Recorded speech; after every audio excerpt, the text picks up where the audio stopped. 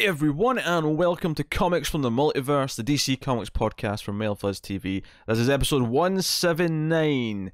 I am Peter, and unfortunately, we swapped Matt for Connor this week, so there's no Matt, but Connor's here. I am back, and had a gauntlet of comics to catch up on. It's truly a nightmare. You know, there's a lot. You know, if we get to Harleen this week, I won't talk obviously much about it now, but a lot of that book is about her nightmares and her worst fears, and swapping Matt for Connor kind of feels like it fits the theme. It's a delight. Delight my ass. But on the upside, the video people get another cat photo in place of Matt this week, so enjoy. Yeah, I just had to say it for 5 minutes while Pete emailed it to himself. The cat photo was on the screen. People can enjoy it. Audio people don't care. But yeah, they're just annoyed at you wasting this time. Just know there's a cat on the screen. So yeah, we talk about DC Comics, and coming up this week is a week 5, which is traditionally a quieter week. However, this is actually quite a meaty week 5, and it's a meaty week 5 with, much like most week 5s, a lot of oversized books with extra pages and things. So coming up this week, we have Deceased number 6, we have Batman Annual number 4, Batman and the Outsiders Annual number 1, Tales from the Dark Multiverse, Dark of Superman, Death of Superman issue 1, A Basketful of Heads issue 1, Joker Killer Smile issue 1, and Harleen issue 2. So, surprisingly me, week 5. I noticed you didn't bother with the Wonder Woman Annual either. No, of course not. Well, so crazy... I thought there was a slim chance you might have tried it. Slim chance, sure. So that slim chance has been and gone. The real question is, do I try the next regular issue, which is Orlando's first issue of the run proper? Which or is it now that this happened, or is this actually the first issue? I forgot he was doing the annual. I guess maybe this is the start of his run, in which case I can just not bother with the next one. But it's a whole weird thing. In fact, just since we brought that up, I'll mention the one bit of news we have now before the small talk, because it is relevant. Wonder Woman 83 has been pushed back 3 weeks, and you're thinking, well, that's not a huge deal, but you're probably you might stop and go, wait a minute, this is double shipping. What about issue 84, which is meant to be out like 2 weeks later? That's still going on sale. Orlando's tweeted about this. He said it's issue 84 will be delayed as well. They just haven't scheduled it yet.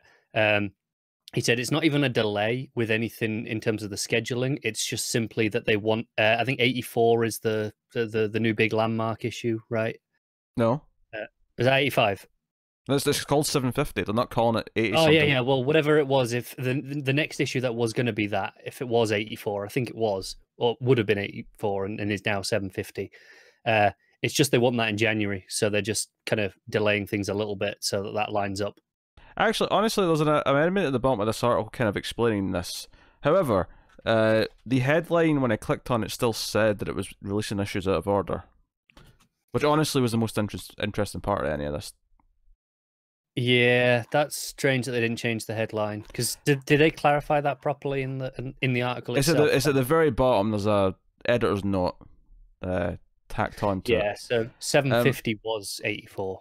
For the record, we're doing a bonus episode 4 in January, just FYI. Even though we're not even reading that issue? We are reading that issue. Well, I wasn't, because it's Orlando. No, it's not. It's an issue 1000, like Bat Detective in Action. Oh, is it? It's got all the variant covers for all the decades. It's got like Greg Rucka's got a story in there. This was all last week. You missed all this good news. Yeah, I missed all this. I haven't seen any of the news. I've been out of touch. They're treating it like Wonder Woman 1000, basically. So, yeah, we're doing a bonus episode on it, because it's getting that 80, 90 page treatment. Right, I didn't realise.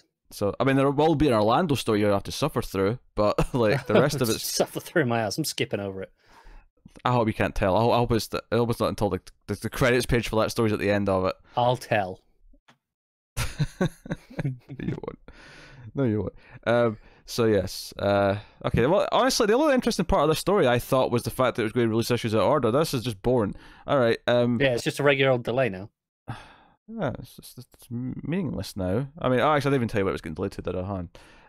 So It's 83, delayed by 3 weeks. yeah, 83 was meant to be the second issue in November, so that was meant to be week 3 this month, and now it's going to be week 3 on December, so it's going to be the last week before Christmas. So Yeah, deal. which is I think the last week they're publishing for that month, right? 'Cause they're taking the week off, aren't they? No, that sounds right. I'm just in my head. Yeah, because I was just trying to think in my head if there's one after Christmas, but no, there's not. There's not enough time. So yeah, No, because 18th is the the last. only reason I remember that is because the 18th, which is the week 3, is when Doomsday Clock is coming out, and if that is pushed by even 1 week, it's therefore next year.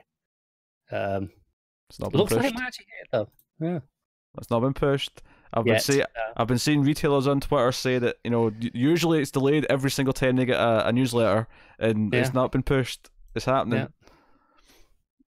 Yeah. I think Johns and Frank, out of spite to Connor, who's been bad mouthing them for months. Hey, my prediction was 2 years, so they've already beat my stupid guess. Yeah, but we're past that now. You've got a new thing. You've put your flag in. I didn't put my flag in it. I just said if that were to happen, then it would be in the next year. There's a tone. Your flag is in there. You may not be admitting it's in there, but it's there. Gingers don't have flags.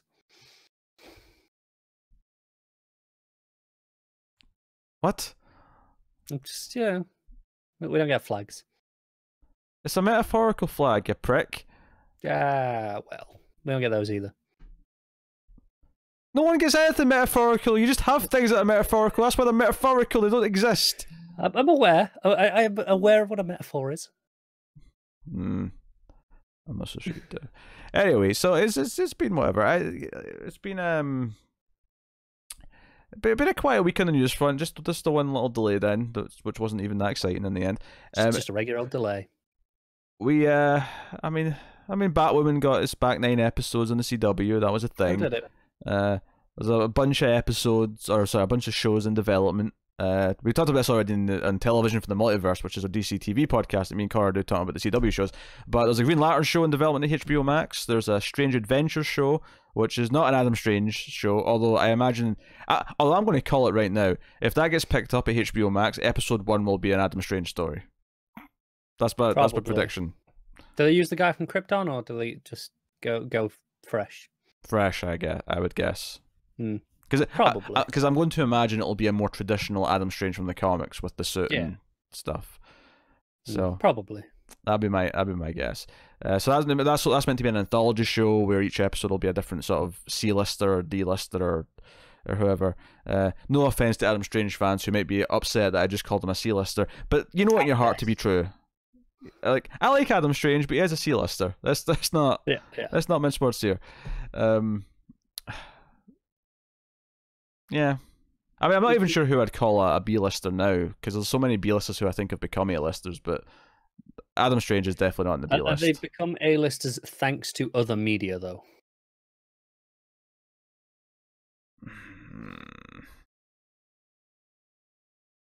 Like, thanks to TV shows and movies, kind of ingraining them a bit more into the culture, that now they're thought of a bit easier as an A-lister.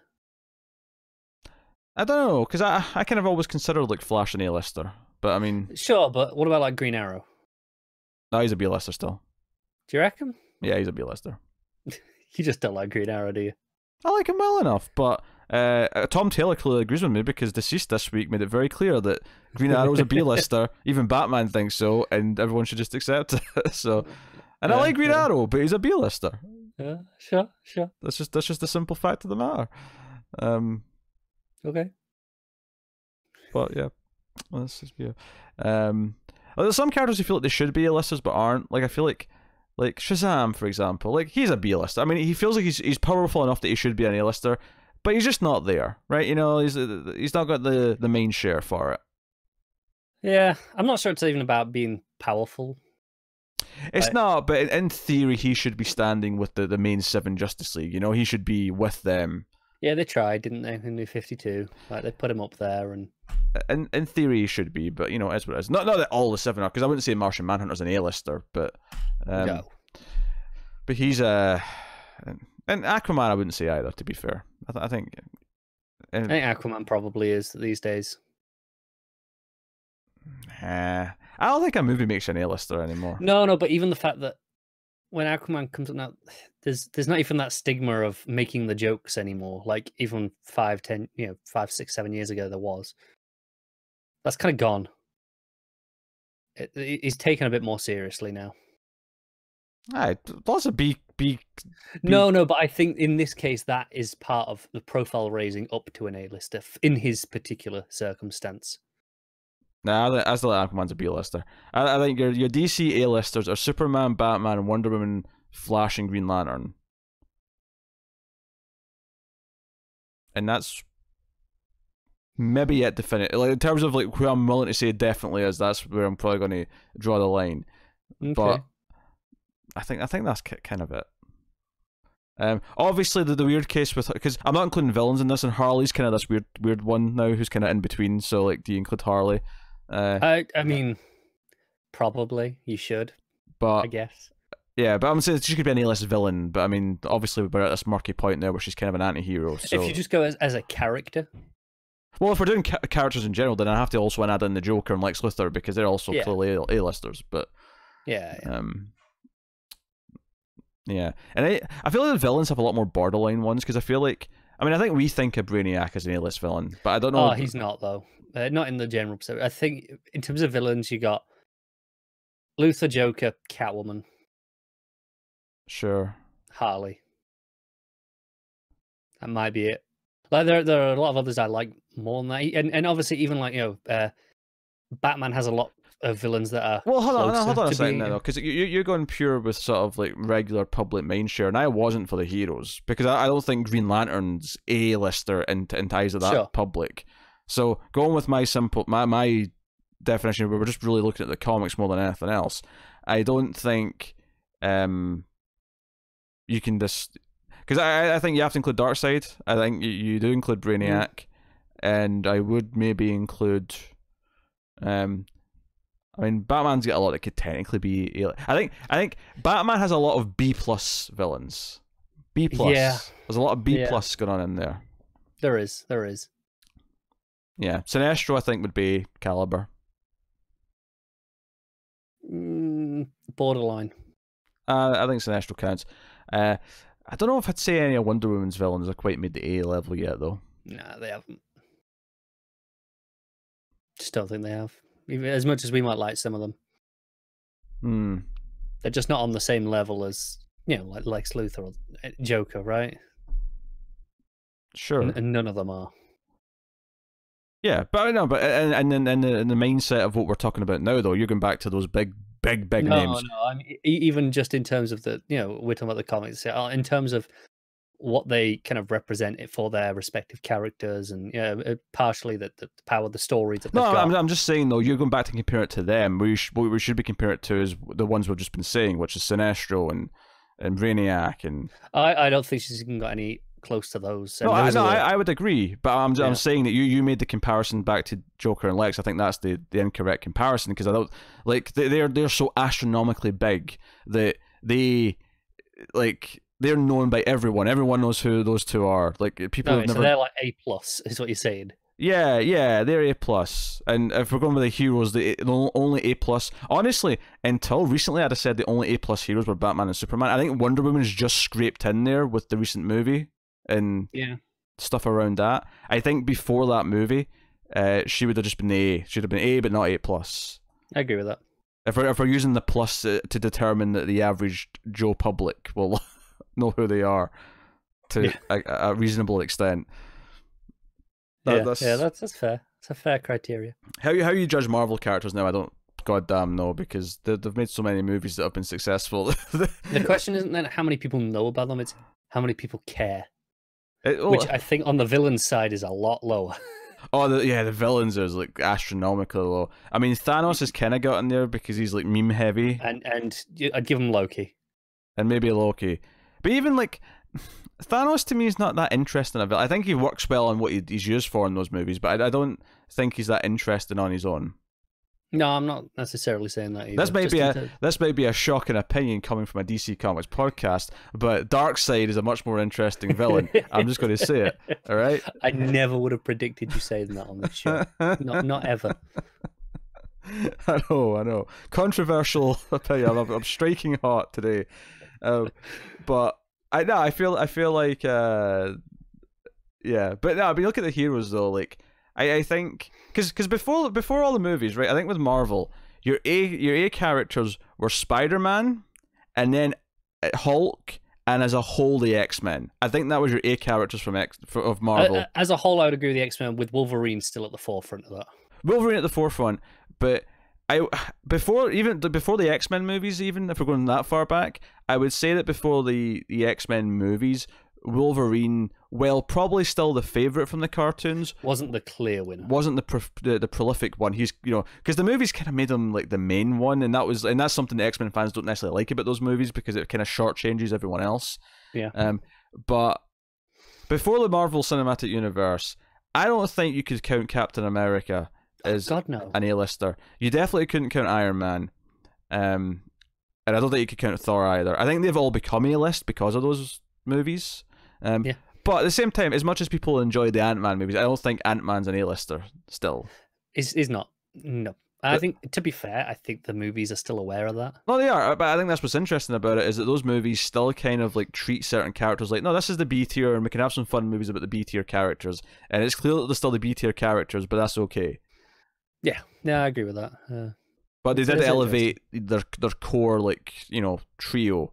Yeah, and that's not to say as time goes on, others won't be elevated, as things need to be, you know, people need to be replaced as, you know, as the story progresses. Yeah, it feels like they're really trying with Black Panther and Captain Marvel. Hulk was already kind of an A-lister, so he's kind of, you know, swimming on by.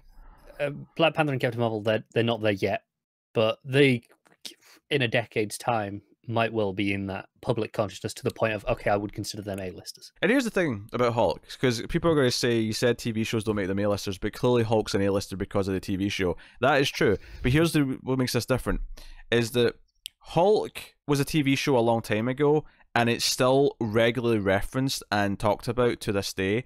And it was kind of notable because of that, and because it was one of the first superhero TV shows. Obviously not the first, but the new shows, all these new shows we have now, there's so goddamn many of them. Like, you can't look at any one of those CW shows or any one of those Marvel Netflix shows and tell me they're as iconic or as known about or have the same audience size as that Incredible Hulk show. No, I agree. And his, just something to put in perspective, it's okay, maybe people our age would be much more aware, but only 2 or 3 months ago, you had the British Prime Minister refer to himself as the Hulk, and use the phrase, he did the I think it was the you won't like me when I'm angry sort of thing. I think that's what he quoted, and you could put that on the front page of national newspapers, given that national newspapers have an aging audience as it is in print media, and they get it. That is above A level already, and that's probably not even down to just these movies, because again, that audience hasn't necessarily seen all of those movies. It is just culture as a whole because of the older show. Yeah, well, that's what's kind of what we're talking about with this A+ sort of recognition, is that you can reference say Superman and make a joke about a secret identity in Clark Kent, like, or kryptonite, even something as more specific as that. Yeah, but people will get it and understand the reference. They'll understand that you're talking about, Superman's secret identity or his weakness or whatever. You can reference Peter Parker as Spider-Man, and even a layman who doesn't know anything about comic books will understand you're talking about Spider-Man, most likely. So, like, that's kind of the level. And now, admittedly, though, it does sort of raise the question, like, can you do that with some of these newer, like, let's take Wonder Woman, who we've said has just become A+. Do you think you can reference Themyscira on the front cover of a tabloid? Not specifically as that, no. No, I don't think you could either. I think you can make a Wonder Woman reference in general using the name. I think they actually did that like a year or two ago. But you could on a newspaper right now put "It's a bird, it's a plane." Like I've seen them do this. They use that, but with like a pun. They'll put in their own version at the end. Or whatever. And that's well known enough that people can get it from all ages. And that's what I said. With we talk about your Black Panther and Captain Marvel, maybe in a decade or 2 decades, as that kind of permeates into then being a slightly older generation. They might have been they might be considered A or maybe even A+ by that point. Who knows? We'll have to wait and see. Yeah, interesting. So it's been a late week on news, which is why we just sat and had a conversation about A's and B's and C's. Yes, and D's. And a horrific amount of Marvel talk before we even start this DC podcast. Well, I mean, did I just sit and talk about wrestling for 20 minutes on my own? Is that what I do this week? I mean, if you want, I'll just sit here and drink. I've got plenty of it. I don't even. It's just so weird. Like they've had like weekly Patreon little bonus bits of me and Matt talking about wrestling for like 5 weeks. I'm like, well, I guess there's not one this week because Matt's not here. So it's fine. I got whiskey if you want to just go off from one. Nah, it's fine. It's fine. We could go. That's fine. I'm gonna pull the whiskey anyway. Whatever. So this week's been. I don't know. It was busy. It was the end of October, so the end of all the October-thon episodes of Screams After Midnight were going up, and that wrapped up on Thursday. We had 2 episodes for Thursday because Tim made a stupid wager on one of the countdown episodes, which resulted on a. What did he do? He basically said that if we had like the same movie at the same number, we'd do something, and I said like two episodes on Halloween. And so when we got to the end, it was actually the number 2 movie matched. So it was right at the end of the list. And I was like, well, I guess we're doing Leprechaun 3 as well on Halloween. I bet Tim loved that. Yes, it was another. Tim's got this shtick with those Leprechaun movies where he likes to pretend they're like cinematic art, and he'll talk about them in that way, and not listen to any critique. Classic Tim. So that went out, as did the Shining review, which was kind of the big main Halloween. Do you guys get into Doctor Sleep anytime soon? Yeah, we should be. But it's it was a hectic month doing an episode every single day. Not that we were literally recording every day, but the fact that we had to stack so many episodes up and then I had to edit and publish them every day was a bit of a not let's say a chore, but it was a bit of a gauntlet. It was this constant thing. It was kind of weird on like just yesterday getting up and being like, oh, I don't have a Screams episode to post today. That's one less thing I have to edit today. It was kind of nice. I saw a Terminator movie, but I'm not going to say a word about it. You can find the Atomic Cinema Experiment episode with a review of that probably late Sunday. No, it's probably going to be more like Monday, honestly, because it'll be a long episode. It's probably going to be 2 hours long, so that edit will have to wait until early Monday. So you can check that out then. But thrilling.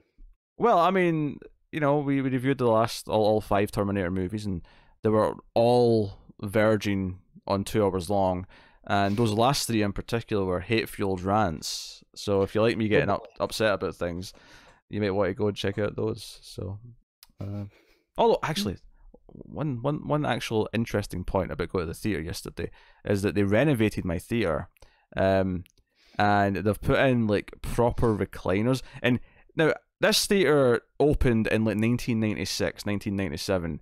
And it's probably not been touched since. No, it was the same since. Like the seats that were there, when I went, it's been like a month or so since I went. So I mean, I've been gone for like a little while. So there's been time for them because the last time I went, they did have like half of it because it's in like 2 wings, like the screens. Yeah. And they had half of it closed off, and I don't know if they actually have done the other side yet, or if they've done that in the month I wasn't there. Like they went over and like finished the whole thing, but they've like redone like all the main foyer hallways. It's all like darker carpets now. Instead of like a little LED screen with the screen number on it, they've got big metal numbers on the wall saying screen. Because at first I was like, how am I meant to know what screen I'm going to? I couldn't see like the screen numbers, and I was like, oh wait, no, it's like giant numbering on the walls.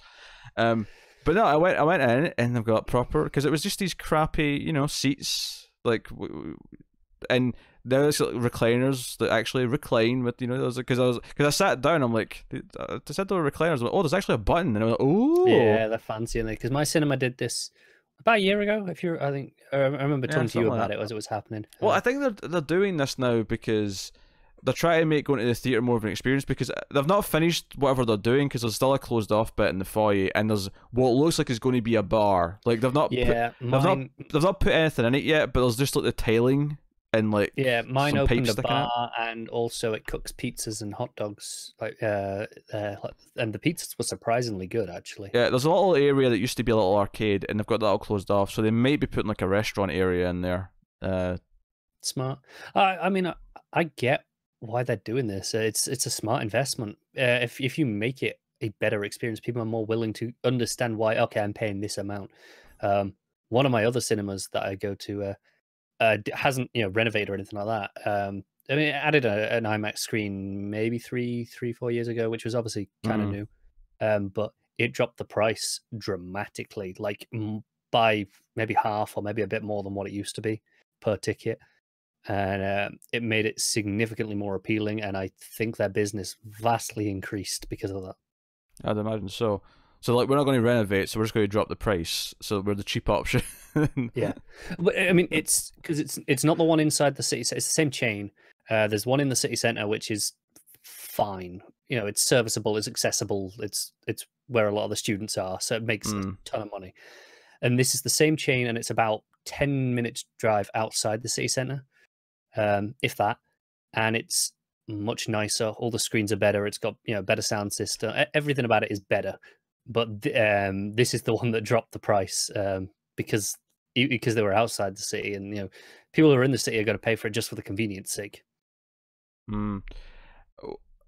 What's funny though is that some of the screens, and I guess they're stopping this, but some of the screens at my theater had these better seats in the back that you had to pay extra for. I imagine that's just gone now because these recliners are better than those.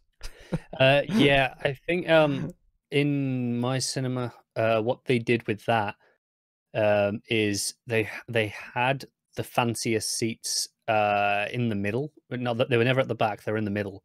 And the two reasons to pick for them are: one, it's the best place to sit, just in terms of this is the ideal distance, and it's where you're in the middle for the speakers and such. So if you care about that, that's why people pay extra. And two, you get even more legroom and such. Just you got more space around you if you want that. That's irrelevant now for me because like all the rows have legroom now. Like I mean, I'm almost surprised I'm not putting up the prices just because like there's less seats in there now. There has to be because like the seats that were there before were smaller. There was like a lot more rows because there was hardly any legroom. I guess their logic is they weren't filling it up before anyway on a consistent basis. So yeah, true. Better to have less seats and have more people in them. Yeah, I was in one of the smaller screens, so there was less seats anyway. But it was definitely at least there had to be at least like 3 or 4 less rows to accommodate all this extra leg room. Because basically there has to be all this room for the recliner to like go forward and back when it's extended out. Do you guys have the tables built in for the food? No tables, big cup holders, but no tables. Oh yeah, mine has little tables that swing around, so you can pop your pizza on and whatever else you've got. Maybe some of the bigger screens will have that, but the smaller one I was in didn't. No, the seats are all uniform across all the screens. But yeah, it was a nice surprise. I went in and I was like, oh, this is very fancy. And I've never known any better. So it was like, oh, this is. So I actually got worried that I was going to fall asleep during the film because I got so comfy. It was yeah. It was concerning. But they still smelt new as well. That was the other thing. It's clearly something that they've just finished like in the last couple of weeks because they have that new chair smell too. Do you know what I did in terms of cinemas recently this week? So I've not done in a long time. I booked a ticket in advance. I know. I booked Star Wars tickets for opening night, and usually I don't even bother booking for the opening night showings because it's just not really any need here. You can get a seat fine. But I actually booked for the IMAX triple bill that they're doing. And I thought, I might want to book for that one. So I got myself some nice seats in that. So it was weird booking a seat this far ahead. I honestly don't know the last time I booked a seat in the cinema at all ahead of time, let alone this early. All right, well, that'll take us on to books then, and we'll start the week off with Dceased issue 6. Tom Taylor writing with Trevor Hairsine and Neil Edwards on the art. So, obviously, all these books released the day before Halloween, so there's a bit of a horror theme on some of these. Yeah. Obviously, by the time we get the podcast out, it's already a couple of days out in November, so just... This one in particular, because obviously they shipped 2 issues in October just to fit this on theme. Yes. I'll tilt my camera down a little bit. Yeah, look at you getting professional. Well, you know, wanted to lean back and get comfortable for this. In for the long haul now. Yes. So Deceased issue 6. So end of issue 5, Superman of course became infected. That kind of set up the main threat. This issue largely revolves around them taking the 2 arcs that they've got to evacuate the planet. And they've got one arc at Themyscira and one arc leaving from Gotham, where Ivy's got her jungle sanctuary that she's kind of created. Yeah. And the issue is large about trying to hold off Superman long enough to like get people to safety and hopefully, you know, save as many as they can. But the arcs can only hold so many, and part of the narration's even like, hey, we knew we were leaving people to die. We could only take so many million out of whoever was left. I think it was like a maximum of 7 million each. Yeah, I think it was 3 per ship. And yeah, it starts off with this thing where it's people look up at the sky and they see Superman and they're all hopeful, but then they start to look terrified, and then Superman just starts flying through buildings and taking things out. Yeah, it's pretty destructive because it's what happens when Superman loses control like this. Green Arrow is a little bit pissed because Damian's got, like, you know, the thumb drive with all of Batman's plans to take down all the major heroes rather, should they ever need to be taken down. And Green Arrow's pissed that there's no plan in place for him. You know, Black Canary like, you're hurt Batman didn't have a post-mortem Machiavellian plan to end you. Well, yeah, I could be a planetary threat if I wanted to. It's the of course you could, dear, that cracked me up. This comic, I forgot, just despite all the horror and, you know, the humanity of it, it was just how funny it is. Wonder Woman makes a Kryptonian sword. It's also magical. Kryptonite sword. Kryptonite, that's what I meant. Yeah. And she's got that ready. Everyone, Ivy doesn't want to leave the planet because she doesn't want to leave the green, and Harley stays with her. So we have Wonder Woman going down in the fight, along with Cyborg, actually. Zombie Wonder Woman actually ends up ripping Cyborg's head off. Yeah. Which is just wonderful. Zombie Aquaman shows up with a Kraken to attack Themyscira, and all the Amazonians. Holy crap! When that shows up, the art is fantastic. I know you've not always loved the art in this comic, but that page, come on. Is that even Hairsine? Because we got a second artist. I don't think that is Hairsine's page, to be honest with you. Yeah, but, no wonder why it's better than 2 artists the whole time, hasn't there? No, it's been Hairsine. It hasn't been just Hairsine for all the issues. I'm sure of that. For the most part, it's just been Hairsine. Like, not the one shot that came in between, but yeah, I remember at least one of the other issues there's been other artists as well. I'm certain of that. Are you? I am. I'm 100% certain that there has been at least another artist with Hairsine on at least one other issue. I remember it being the same mediocre heart the whole way through, but I mean, you can yeah, all right. Remember what you wish. But yeah, Kraken. Green Arrow's like, F you, Batman, because he puts an arrow through Aquaman's eye. But I'm like, that still doesn't prove that you're a planetary threat, Oliver. Just simmer down, all right? Let him have his moment. Well, the reason why Batman's got things in place for everyone else is because they're Kryptonians or speedsters or Green Lanterns. Oliver's just a human. Yeah, but so's Bruce. And there was probably a plan to stop him. You know, he'd have had a backup for himself. Sure, I guess. Maybe, like, why would he have his own plan for himself, though? Then he would know what the plan is. Well, he would have entrusted someone to have a plan. Sure, but that's not him having a plan for himself. Well, no, he's not got a plan for himself. But he would know, okay, I've made sure someone has a plan for me. He would have been smart like that. Yeah, but we're comparing Batman to Green Arrow here. Come on. No, don't. Hey, the CW did it for like 7 years. Only because they didn't have the rights to use Batman. They had to pretend that they had their Batman. So, you know, Cass is fighting with the Amazons. The Amazons basically sacrifice themselves so that the arcs can get away. Dinah's fighting Superman. Wonder Woman stabs him. But the idea that Superman's been holding back all these years, he never unleashes his full strength.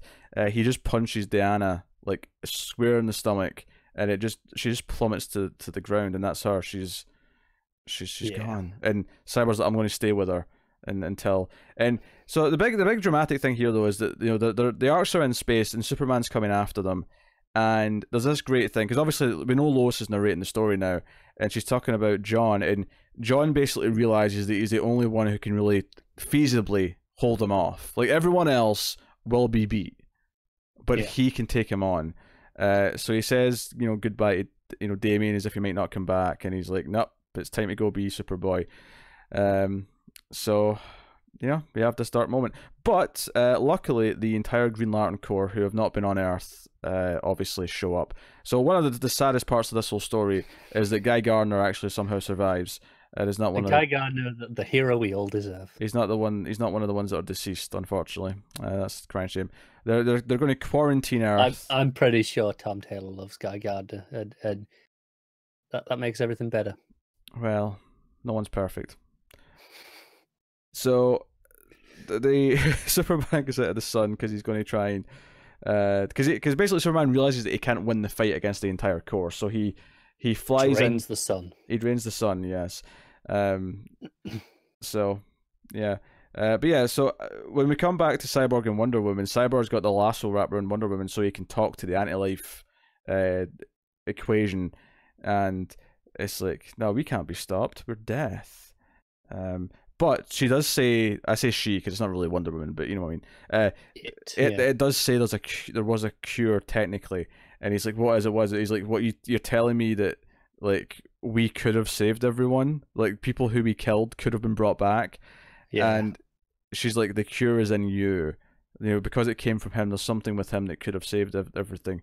And he's like, oh, the arcs, I have to get to them. I have to like try and fix this, and then zombie Wonder Woman just comes up, and it's almost calling back to the Maxwell Lord neck snap, but she actually just rips his head clean off, and we just see the head flying. It does that nice falls down the pit. It does that nice effect though, where it goes out of the panel. So it has almost a 3D effect of the head coming at you. Simple stuff, but really works. Yeah, it looks good. And then it's just the rest of the survivors on the arcs, just on the way to the new world, Earth 2 specifically, 2. Which feels prime for a sequel, doesn't it? Yeah, I mean, I don't know. It feels prime for something on Earth 2 with these characters. Yeah, not a zombie story. I feel like it would have to be something just completely different. No, it would be something completely different, but just kind of taking the situation from here. This, these are all the heroes left, and new planet. Let's go with a completely different style of story. Yeah. You have to somehow get DC into the title again, though, like Deceased. Yeah, that's challenging. Because just be something with the initials DC, that could work. It could do, yeah. It's really challenging to think of words that would work with that. For the to start with DC. DC. I don't know. No. There's a reason we're not going to get it. Well, Tom Taylor's the one who's been paid to do it, so he can think up the name. But the final issue is pretty brutal again. I think my favorite moment was the idea that John realizes he's the one who has to go and fight him because he's the only one who can feasibly survive and win. It's pretty great. So, no, it's kind of neat how it used characters from modern DC, but also had a lot of stuff from the past. It felt very all-encompassing in that sense. So, final issue was as strong as the rest. Very quick and easy read. Like I say, art's not great, but yeah, I like the art a lot more than you do, but I have done the whole time. Yes. That was pretty much it. I don't have a whole lot to. It's a pretty not by the numbers conclusion, but it does kind of what you expect with. There's no major twists or turns. By that is what I mean by that. It's not completely unpredictable, but it still has, more deaths that the series has kind of made its signature. The heart wrenching moments. It's got the comedy beats still in there. It's been more of what you expect from the book, but with a conclusion. Well, we do have to mention that we had that conversation about who's an A character and a B character, and it is worth mentioning every single A character is dead. Like, no A characters made it out of this. Right up to the end, Wonder Woman went down.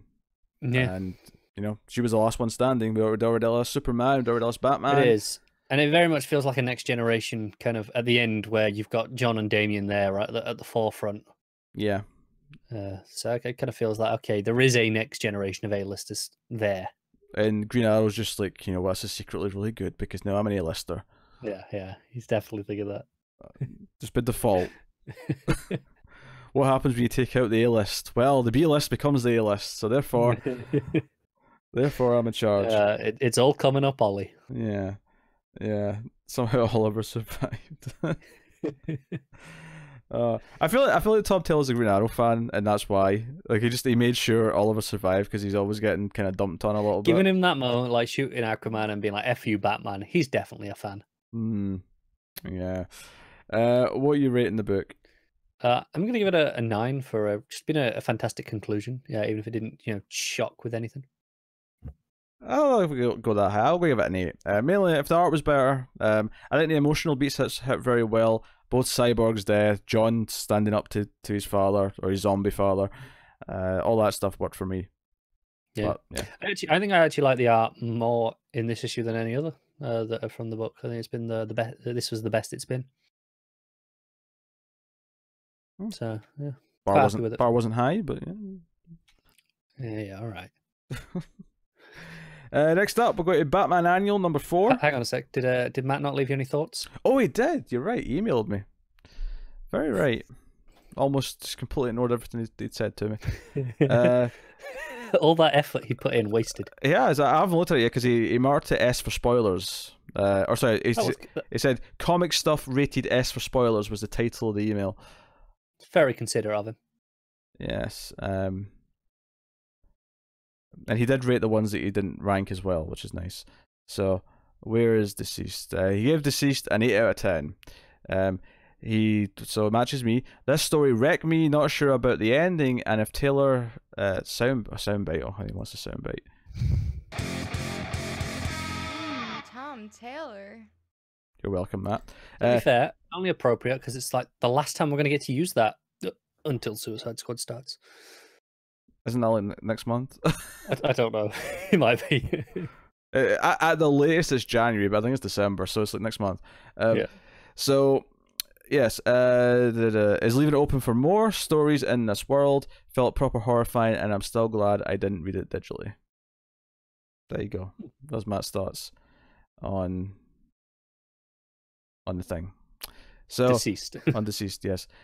So we will move on to Batman Annual number 4. Tom King writing with Jorge Fornes and Mike Norton on the art, or Meek Norton as I have typoed in my my document. Maybe it is Meek. You don't know. I'm fairly certain it's Mike. So, yeah, probably is. So I think we're fine. So interesting. I think Batman's the only book with a 4th annual. Since they started the numbering with Rebirth. It just shows you that Batman sells so well that they have an annual every year. Every other book doesn't quite get that. Some of them have gotten to issue 3. I was just checking. I was like Wonder Woman because that's on 3, but I thought maybe that had been 4, but nope. Nope. So annual issue 4, and this is all told from Alfred's perspective. It's meant to be Alfred's diary. Talking about Batman doing stuff, basically. It's almost an anthology style story where you get maybe 4 or 5 pages, at least at the start of the book, talking about a specific event of Batman doing something, and then the book kind of naturally, they get kind of quicker and quicker to the point where they're only maybe 2 or 3 pages, and then by the end they're getting half pages, and then the final couple pages are literally just a panel each, without even any. Every single one of these stories is a day, and it's a day sequentially as well. So we start on Sunday, March 7th, and then the next day is Monday, March 8th. Yes. By the end, it's going through like an entire week in a page. Yeah. So Yeah, the first one's Batman chasing down some bank robbers on a horse. On the rooftops. I guess King likes horses more than Snyder does. Very possibly. It is what it is. The art's pretty good actually. I think Fornes. Yeah, I really love Fornes. Solid. It's A got little bit disappointing. That I think we were supposed to have Lee Weeks on this issue originally. We were, yes. So that's a little bit disappointing. But I mean, yeah, could be worse. So, and then there's a story of him fighting a dragon in Gotham. Yep. Looks good. Interesting full page spread, if nothing else. I will say, I thought this issue had a really good tone to it. I will say, overall, I'm a little kind of lukewarm on it, and I think it's because some of the stories I got really excited by the first couple pages, and then it just ended suddenly as if there was no actual story to tell.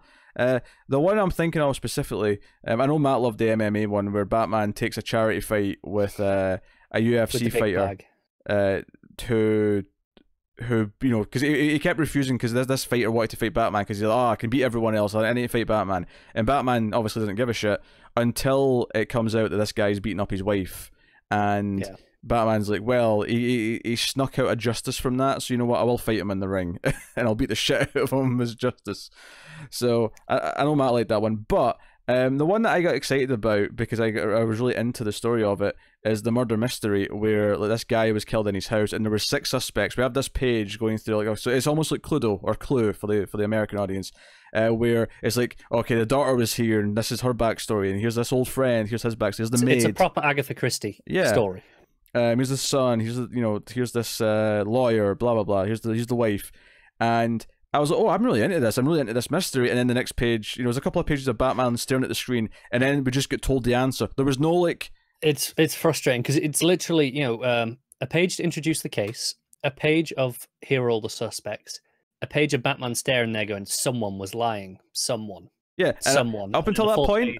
And up until that point, I was really into it. I'm like, okay, so how's he going to investigate it? What's he going to do?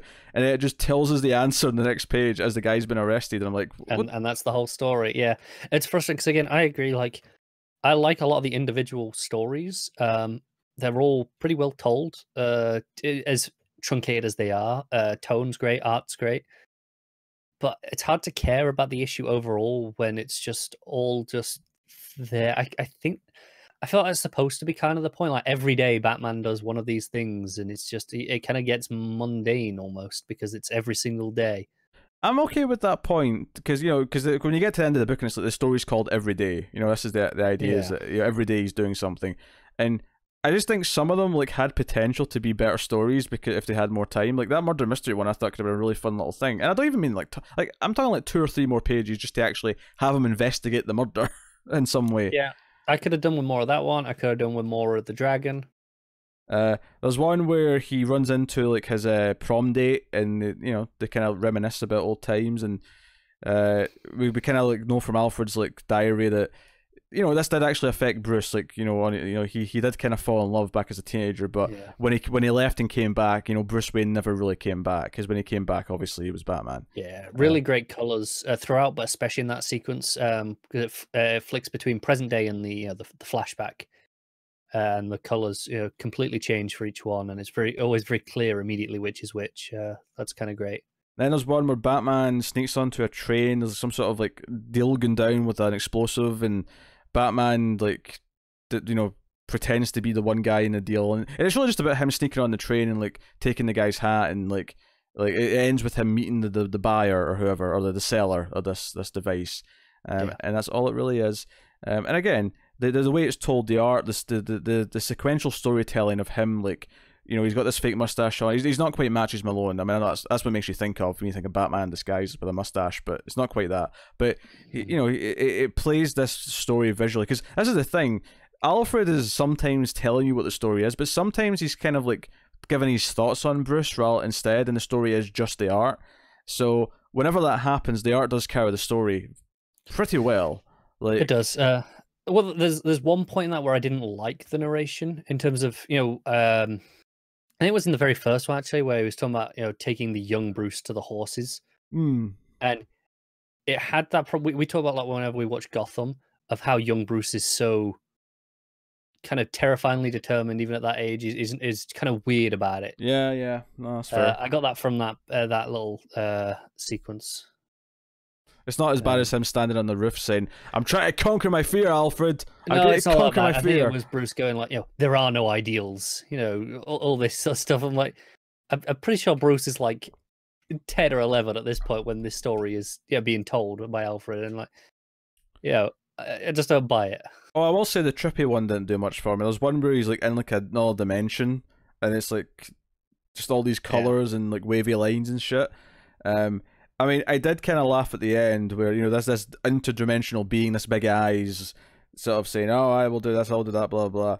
I empower glory. I'm whatever. And Batman's like, "Yeah, you're all these things, but I'm Batman." And then that just wins the fight. I imagine Matt probably. I wonder if Matt mentioned this in his notes. I'll that is ultimate because Batman, isn't it? But he basically says, "Yeah, but I'm Batman, so I'm going to win." And the being's like, "You know what? Yeah, you're right. I'll just send you back." But I wasn't into most of it just because it felt like a mess of cut. And I get that that's the point, but it's one of these things where I think I don't know if the art style from I think Fornes is very good, and I don't know if this may have been making up Norton even. No, that's Fornes. I can tell you the Norton pages. We'll get there in a minute. Okay, sure, but. I like Fornes a lot, but I think you need a very specific art style to pull off these weird, like, sort of psychedelic things. I'll tell you who might always the gold bar of artists is for this. Fraser Irving. Fraser Irving's up there. I'm going to go with Mike Allred.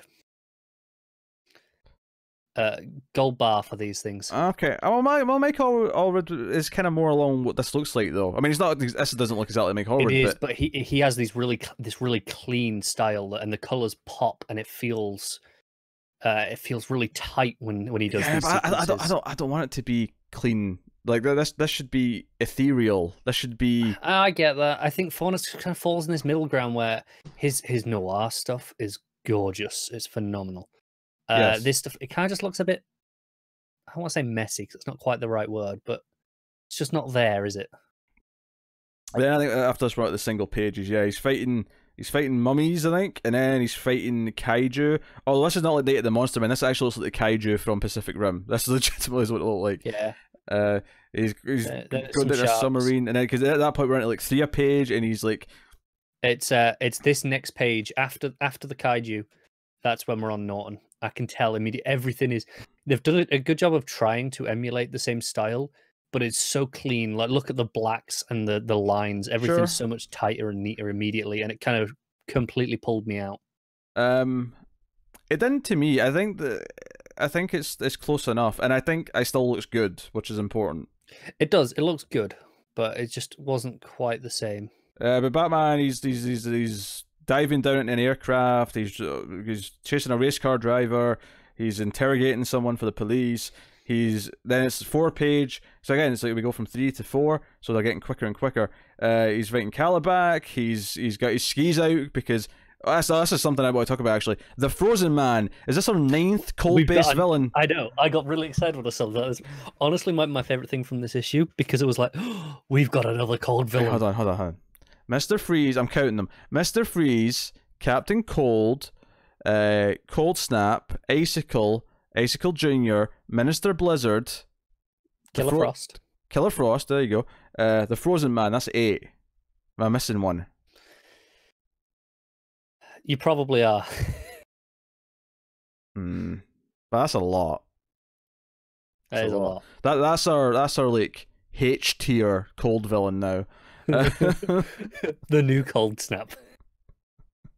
I don't know.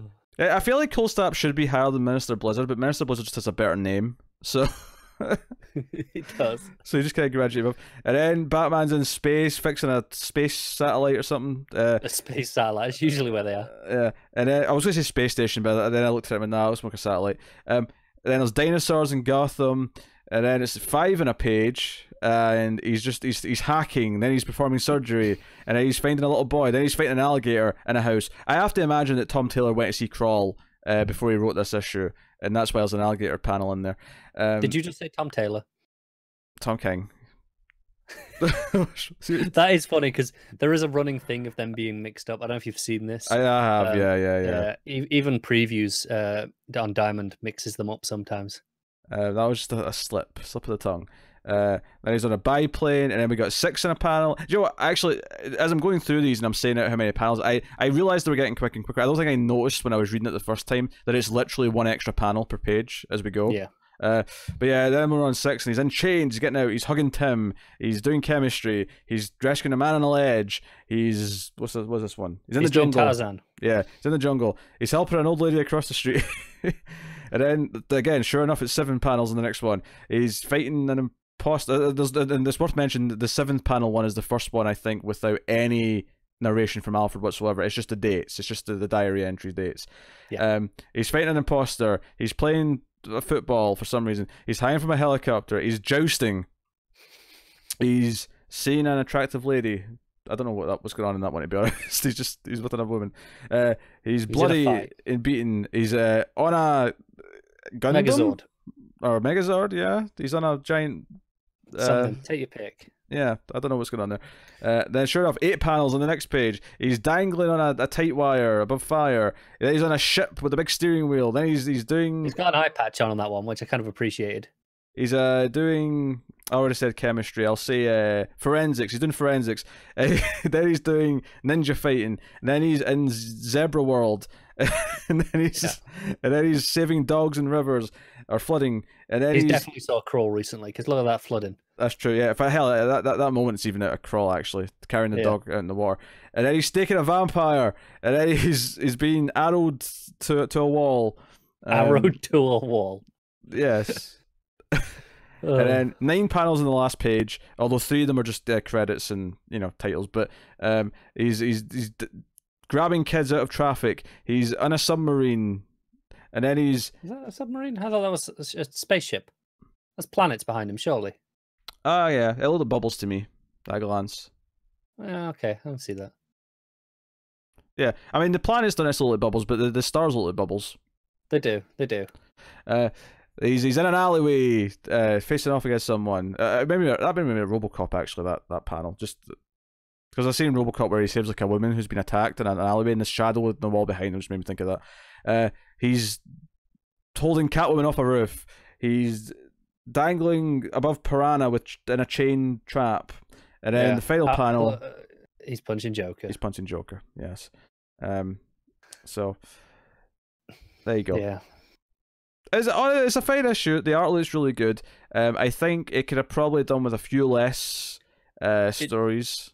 I think it just ultimately doesn't feel like it has any connect. I know that's the kind of the point. Is it's every day is different, but it doesn't have any connecting through line. It tries to in Alfred's journal, like that Alfred caring about him supposed to be, but it's just not quite there, is it? To make me care as a cohesive whole story. I don't feel as strongly about that. I think it works as a slice of life kind of thing. I think if there was less stories, like if there'd been 4 or 5, I'd be okay with it being okay. We're doing a few little anthology things, because it was okay. We're getting quicker and quicker as we go, and it's all these individual snapshots to the point where the last 10 pages are just single panel stories. It felt like I was just flicking through it, seeing, okay, that's this day, that's that day. There was no narrative anymore. What's weird about that, though, is I actually think that's where the issue kind of weirdly picked up, because I started to really get the point of what it was doing. I know I got the point. It lost its impact as well at the same time for me. Because in the first half of it, when I got to the third story, I was like, well, what's the connection between these? These feel so random. But when it got to that last chunk where it was speeding up, I got the sort of narrative structure of it, and it was kind of making more sense to me. And that was kind of the point, is that, Batman's doing something different every day. There's no rest for the goddamn Batman. And this is Alfred kind of sort of observing it. Obviously it's not King's best Batman annual by any means, but I think I liked it more than you did, even though I do have some complaints that I think a couple of the stories deserved more time, because that murder mystery one really got me into it, and then it just was like, here's the answer, okay. Yeah, I don't hate it. I just, by the end, I was like, okay, I get it. I didn't care by the end, which was a shame. What are you giving it though? I'll give it a 7, because I enjoyed enough of the stories and the art. I will give it an 8. And fair enough, Matt also gave it an 8. He said, really enjoyed this issue. First time I've loved a Batman story. Well, in general, I assumed he meant in a long time, but now I've just read the sentence. It says, "First time I've loved a Batman story." It has to be in a long time, right? I was gonna say because I give it a 7. That's probably the highest I've rated Batman in half a year, if not longer. But his sentence just reads, "First time I've loved a Batman story." I have to imagine that he meant to say it in a long time. I assume so. Because he's definitely loved other Batman stories, as much as he likes to joke that he doesn't like Batman that much. Yeah, he has. Alfred's narrative brings a lot of perspective to the Bruce we've seen in King's Run. The MMA story and the girl and the bar story really resonated with me. So he didn't mention... What was the one that I thought he was going to mention? Goddamn Batman. Ah, yeah, he didn't mention that one. I bet that was his least favourite, though. We'll ask him next week. I bet you that was his least favourite story of the book. Almost certainly. I'm only... I think even if it hadn't ended with that, I think that is so just not Matt's style. When it got to that story, that he would probably didn't enjoy it anyway. Well, I'll take us out of the other annual we looked at then, which is Batman: The Outsiders issue 1 or annual issue 1. You looked at. I didn't because I had to read all my comics from the last 2 weeks, so I read 20 comics over the last 2 days, and. By the time I got, a lot of them were oversized. By the time I got to this at the end, I just didn't want to read anymore. I just couldn't do it. Fair enough. All right. Well, I read Batman: The Outsiders annual.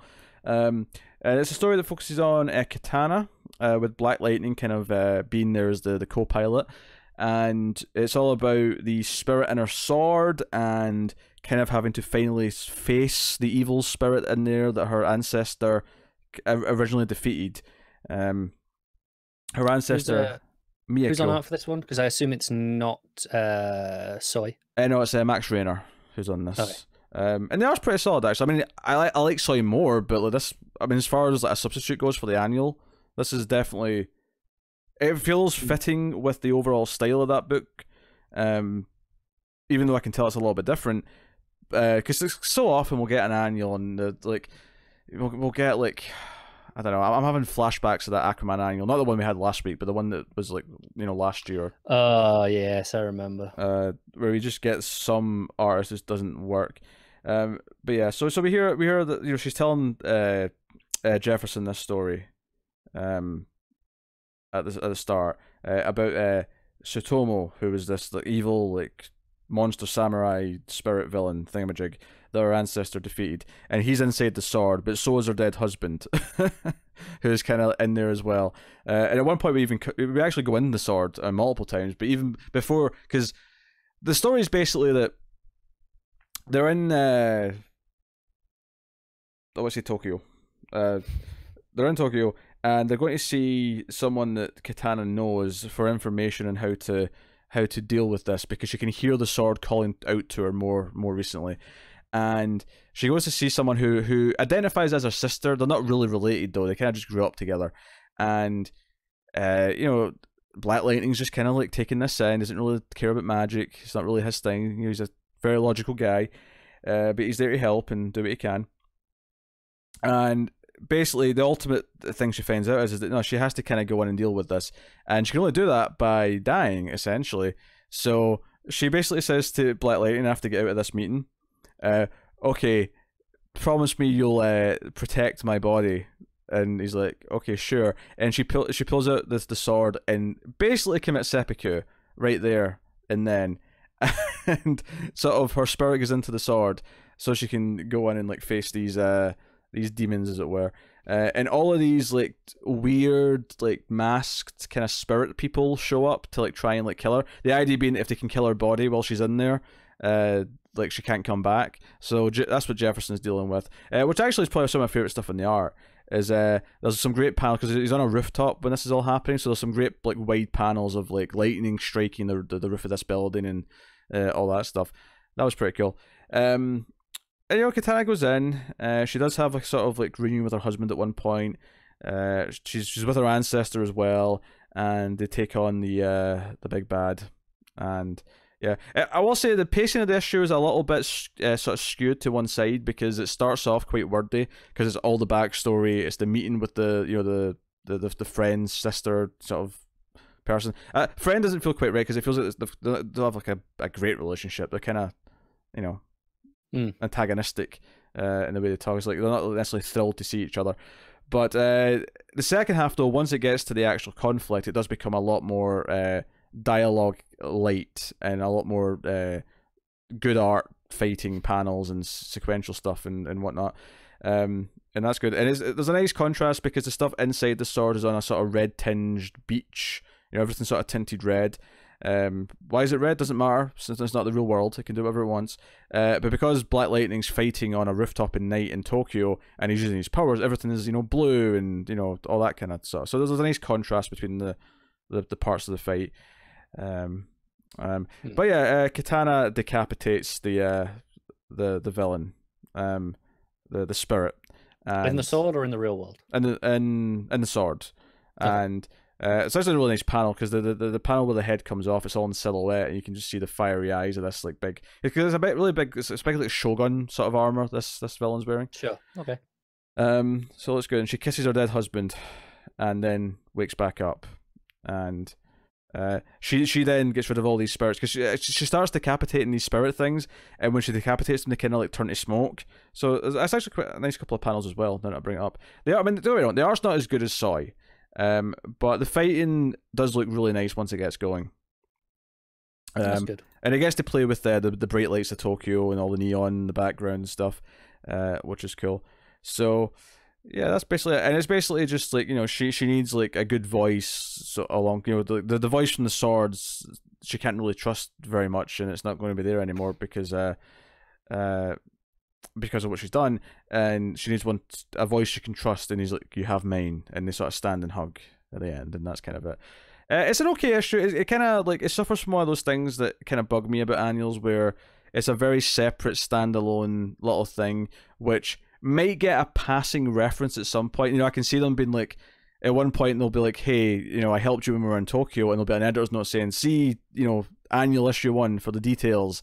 And that'll probably be the extent of how important this will be forever. Although sometimes the story can just be good enough to overcome that. I don't think this quite gets there. But at the same time, it's not a bad story. It's not tedious. It's not, like one of these bad annuals where you're like, oh my god, what is this? Why are we doing this?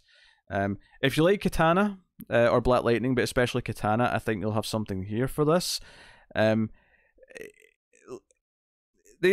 story about all the stuff inside the sword is vaguely interesting. It's not my kind of thing necessarily.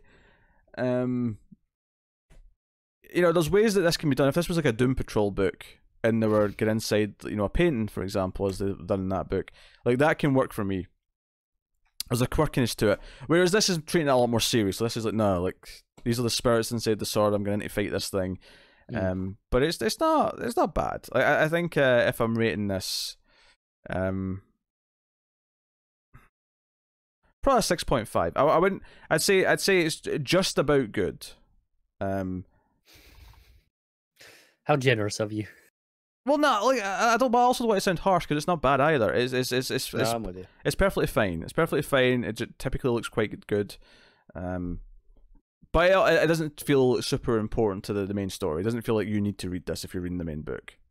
Yeah. And ultimately, that's one of the problems I have with annuals. Which it's true with the Batman annual as well, admittedly. But that feels so like standalone. It's so separate that it kind of gets past that problem. The weird thing is, though, is that I feel like a lot of King's regular issues also feel like that. So so it kind of fits the whole run anyway. Yeah.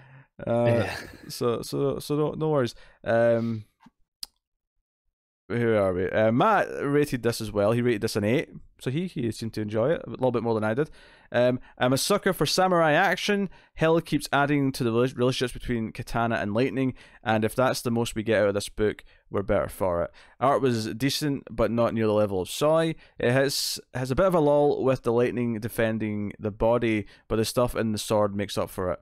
That's funny because I'm the opposite. I preferred the stuff with Lightning defending the body was the cooler action. Oh, is that the stuff you were talking about that you liked? Okay. Yeah.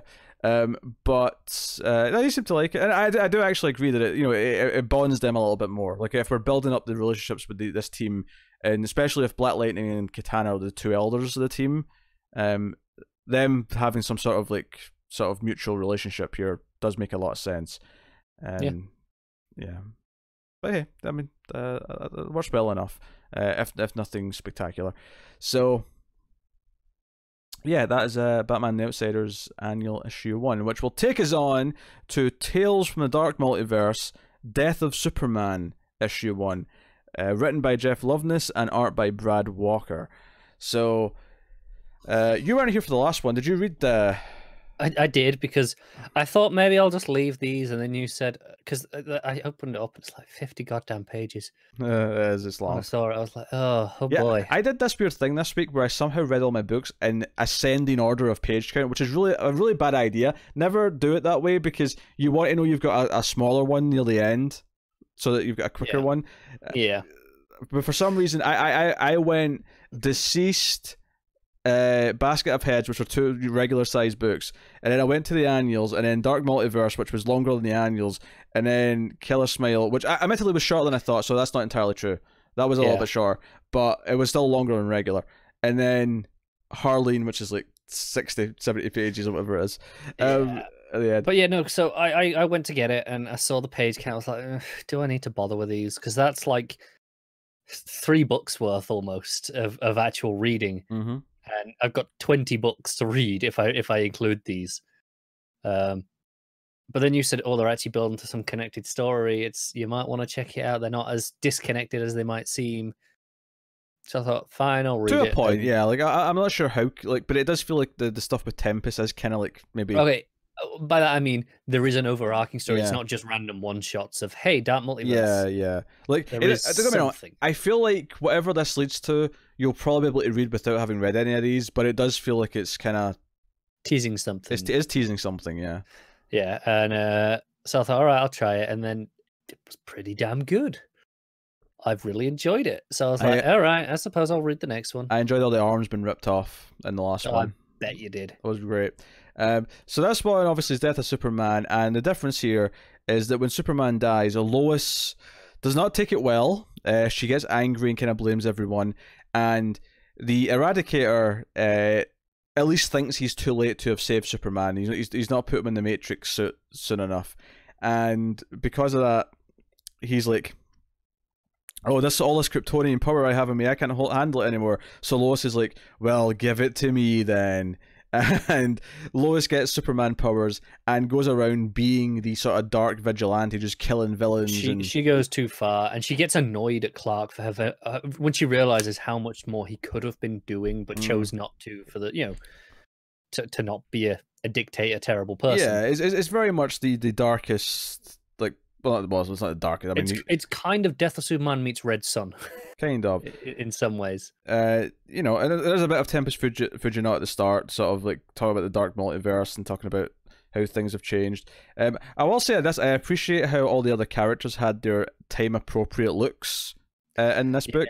You had the big ginger Lex Luthor with the beard. You had Batman had Hal. Yeah, Batman had the yellow oval on his chest. Like all the stuff just felt like it was of the time. And I think the art actually, Walker's art is actually very suited to try to recreate at least a 90s feel in this book. Like we've seen Walker do modern stuff as well, and he's very good at it. Don't get me wrong, I'm a big fan of Walker, but he really emulates this style kind of perfectly. Yeah, so Lois grows resentful. She hates the statue. She hates that his parents couldn't be at the funeral. She thinks all the heroes are all like kind of hypocrites. They're all wanting the attention. They're all at the funeral, but they couldn't help save him, and so on and so on. And she gets this power from the Eradicator. And as you say, she becomes very spiteful. She becomes very vicious. And this is where kind of greater good as she sees it, right? Yeah. And this is the thing, though. It's like leading her down this dark path. When Batman tries to confront her, she kills Batman. So, she does completely cross the line in ways that, But I do want to say, though, one of my favorite things about that first one shot was the arm ripping off and the excessive violence. So she kills Lex Luthor, in a glorious manner. She grabs Lex Luthor and flies into space, and we basically see Lex's body burn up from the atmosphere. And we see like his skin kind of burn off until it's just a skeleton. It is that is a glorious page.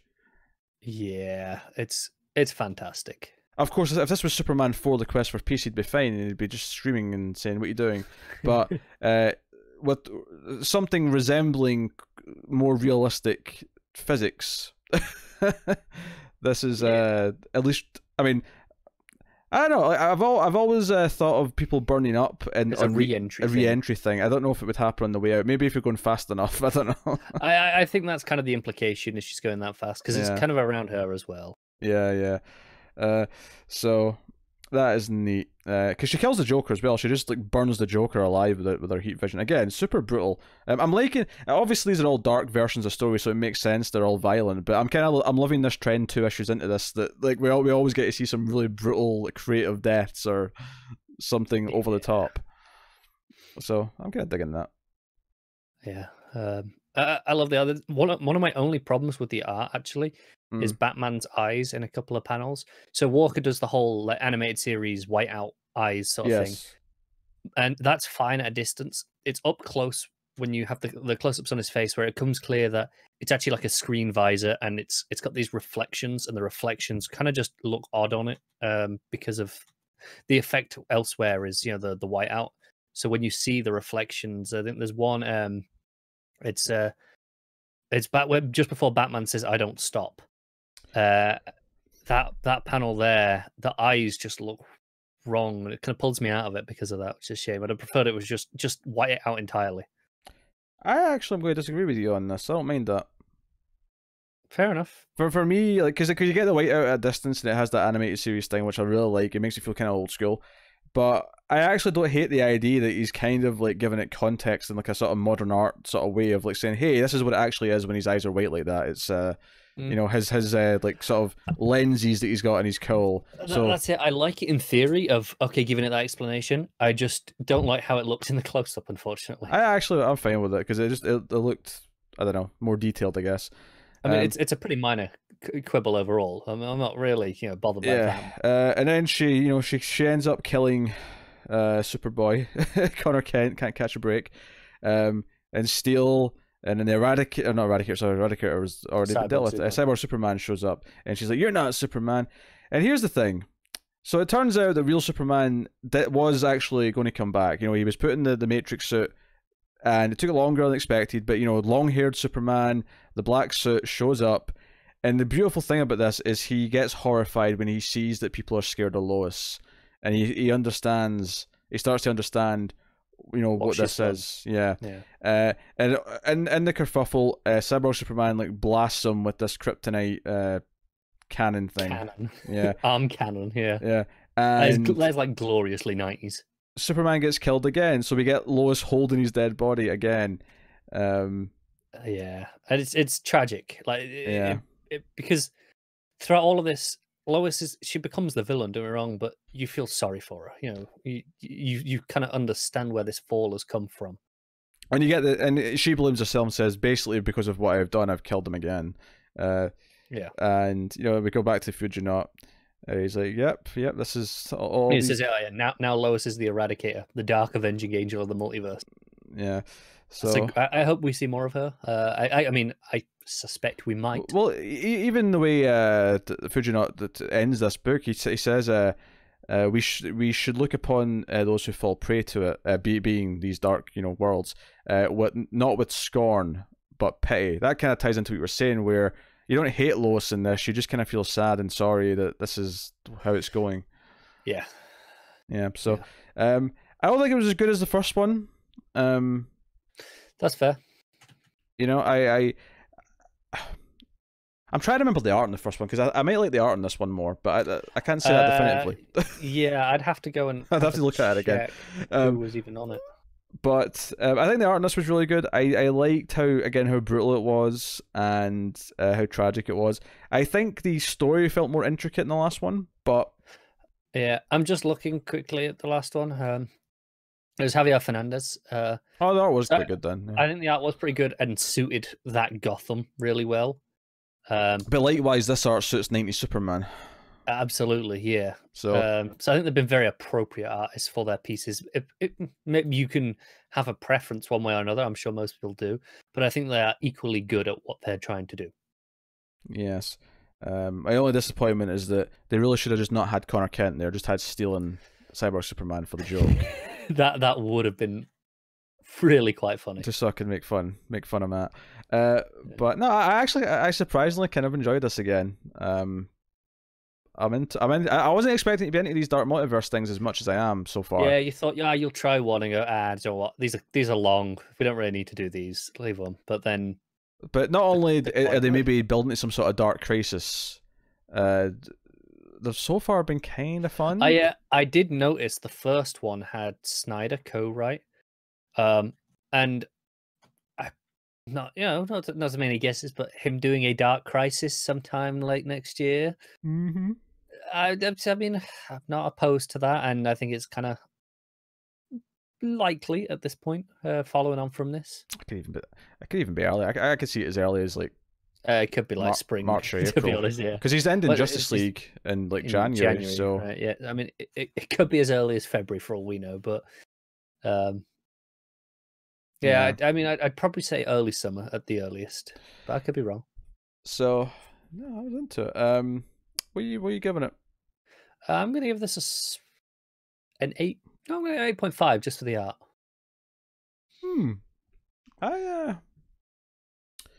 I think I'm another 8 for me. This is my third day. Very consistent week for the most part. Good week. 8 out of 10. Far. I like the art. I like the sort of tragedy of it. I like the brutalness of just like dragging Lex out of the atmosphere till he burns and melts and there's just a skeleton left. I love it. I love how horrific these are being. Matt gave it a 7. And he says, it's fine, I guess. I didn't enjoy it as much as the last one.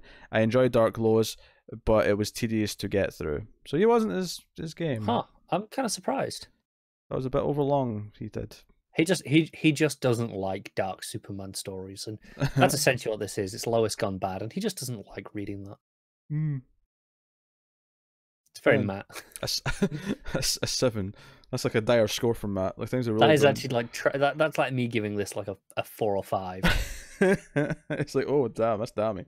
Anyway, that will take us on to what's my list? A Basket Full of Heads, issue 1, Joe Hill writing with Leomacs on the art. That's not counting the backup story, which has different arts, but that's the main thing. So yeah, this is the first of our Hill House horror comics. Suitably just in time for Halloween when it came out. Obviously it's a couple of days later now, but I was looking forward to these. I'm kind of excited about trying all of them and potentially keeping them on the show because I like the idea of like shaking up kind of the having something a bit different on the show. Yeah, kind of depends on just how busy we are, doesn't it? It does, but like I think it's a nice bit of variety, especially when stuff like Wonder Woman is probably getting dropped. And it's true, Joe. I should say I actually picked up The Last God this week. I think that's what it's called. Could just double check. Yeah, it is. I'm very excited. That's the big new fantasy epic thing that they're starting under Black Label. Didn't have time to read it yet, unfortunately. But it's nice seeing DC publish these kind of variety of things now. Because Vertigo was feeling off and on for a long time. So this is kind of their Vertigo replacement. These books, but it's nice to see them. Well, I'd say Black Label as a whole kind of is. Yeah. I was including that because the Last God isn't Hill House. Yeah. I mean, obviously they're doing some actual DC character stories in them as well, but like I'd say everything that's not a DC character feels like that's the Vertigo. They did that in Vertigo as well, though. With Swamp Thing.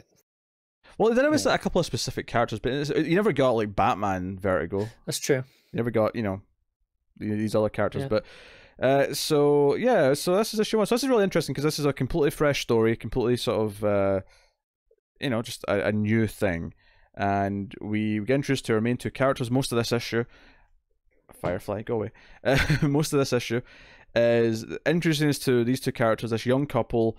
This guy's been working in this small island in Maine. Brody Island, of course. Yeah. It's in Maine. Of course. Because Yeah. Stephen King's son wrote it, and everything they write has to be set in Maine. Even with a reference, because Shawshank Prison gets mentioned. Yeah, it's we see a van from Shawshank. So, we're interested in this pair of characters, and it's like she's come to visit him. They've not seen each other all summer. He's been working as a Police. Police. But like, I've never heard of someone doing like a summer internship as a cop. This is actually kind of weird to be. Yeah, it is kind of weird, but I mean, I buy it well enough. I mean, especially because they point out later that he doesn't get a gun or anything like that. He's kind of like a traffic cop for the most part. Yeah. And the idea is that, yeah, maybe like when he comes back after he's graduated from college, he'll maybe get, hired as a full-time police officer. But, so a lot of this issue is like really introducing this couple and sort of like setting up their chemistry. They're kind of joking with each other. He's picking her up. They're kind of flirting. They're cracking jokes.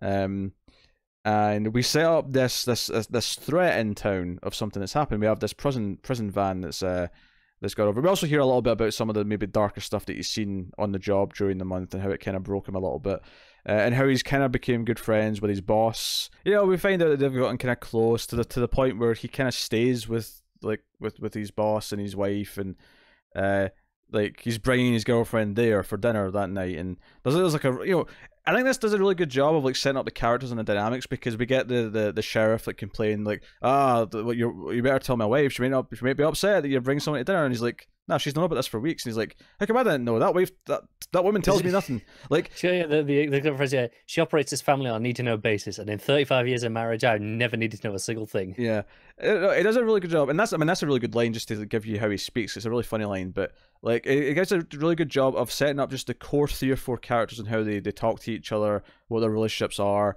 and it sets up that like we have this threat, because when they're driving through town, they come across this prison, the Shawshank prison bus that's and it's right after he's finished his last shift for the summer.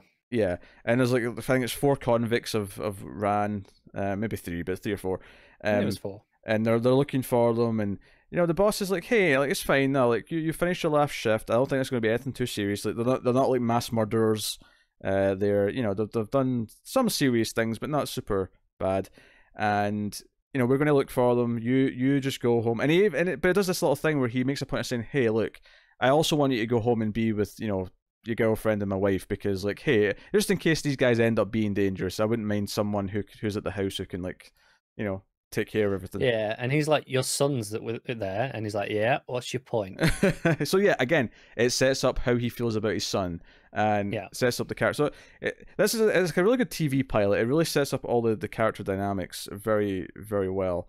Yeah. And they get to the house, and we meet the son, who's kind of this preppy guy who likes to play tennis. And it's kind of introductions. We get that there's like a lot of artifacts in the house, which, by the way, how much is this cop getting paid? Because in this very same issue, obviously he's just like the rookie, right, who's doing this for the summer. I don't expect him to be getting paid anything close to what the captain is, but he's getting like $3.50 an hour or whatever it was. Yeah, which I mean, it's set in the 80s. It's worth mentioning. But I mean, it's still not a huge amount. Or was it the end of the 70s, whatever it was. I can go back and check. No, I think it was early 80s. I think it was like 83. I'll double check quickly. But this captain, he's got like artifacts and stuff. He's got like a museum and he's big living room. And I'm like, how much does this guy get paid? What salary is he on? I think he steals them all. Okay, sure. And it sets up this mystical axe that's going to be important later, this Viking axe. I'm sure Matt loved that. Yeah. I mean, what's not to love? Because, I mean, everything in here is all this, Viking Norse stuff, because that's the family heritage, I guess. So, do you know, I really liked the art in this, and I thought the art did a really good job of suiting the tone of the book, feeling kind of like, it's going to turn into a horror story, but at least so far it's been mostly down to earth, and yeah, it's just doing that. But there is one thing, there's an effect at one point where the wife, the sheriff's wife's on the phone, and it's doing the thing where it's trying to show the movement, that her head's going back and forth, but because it's a horror book, and because it's maybe not faded the second head out enough, it just looks like she's got 2 heads. Yeah, I'll give you that. It didn't look great. That one, probably the worst panel of the book. Yeah. But we find out that the convicts took a boat, and a guy in town died, although it looks like they didn't kill him. He just slipped to his run after him on the rocks. That's how it looks anyway. So they may actually be off the island now. They might be going, kind of thing. Of course, the big cliffhanger in the book though is it's later that night. They're watching TV together, the couple, and they're flirting. They're talking about their music tastes and whatever else, and they hear a noise. So he's like, okay, you go to this room and you hide and you wait. I'm gonna go check everything out. And the final page is like, the girl like up against the side of the door, and we see two convicts with flashlights sneaking down the hall. So two of them are in the building, like they're in the house. I actually, glancing at it, rereading now, I think there is only two of them, and we have both made the same mistake when reading it earlier. So when the sheriff describes what's happened, he says, "Oh, we're looking for two dope heads, a drunk who ran someone over while he was under the influence, and a guy who pimped out his daughters." That's four. No, yeah. I don't think it is. He says we're looking for two dope heads, and then it's one of them's a drunk who's and then describes the two of them. I think we've both made the same mistake originally, and then thinking about it now and seeing there's only two at the end, I think it is only the two of them. Okay, fair enough. Doesn't make much difference, admittedly. It's just okay. No, but I actually want to point out as I don't know if that's just a slight, maybe could have been a little bit more clear in the dialogue. Just a slight grammar thing more than anything. Yeah, else. just a tweak that, because I think we both made the same mistake. I think it is just the two of them, and like I say, ultimately not a big deal. But I was thinking at the end of this, I was like, oh, is there another two out there? And it was only while I was skimming it while we're talking about this now that I kind of caught on that maybe there is just the two. It's worth mentioning. I like how the girl's dressed like she looks like a character in a slasher movie. She looks like the final girl who's going to be in the slasher movie. Yeah. And that's really good. So yeah, I really like the cold open as well that we got. Yeah, there's a tease. It's set. I don't know if it's present day, but it's set later because it has to be flashed back to the main. It just period. it doesn't tell us when that's set, but afterwards it just says before September '83. So yeah, it was '83. But yeah, just going over the bridge, with the basket of presumably heads. Yeah, we hear bickering from underneath the cover that was in the basket. So obviously we know we're going to get to a basket of heads at some point. The rest of the story doesn't really have anything that tells us how we're getting there, which I kind of like. I like that there's kind of a mystery to it. It's like, okay, so where are we going with this? Right, because right now what this issue really is in terms of building a bit of suspense, it's just there's escaped convicts. We don't think it's going to be a big deal. The issue mainly focuses on just setting up the characters, but then we have this one moment at the end. It's like, no, hey, they're in the house, like.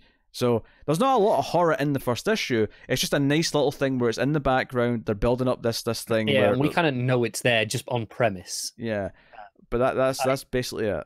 My prediction is she grabs the axe to defend herself, chops off one of the heads, and the head carries on talking. Oh yeah, it makes sense that that's my guess of how it's going down. Yeah. So I was just looking for their names because it was bugging me that I couldn't. So the guy, the main guy is Liam, the young cop. And then the girl.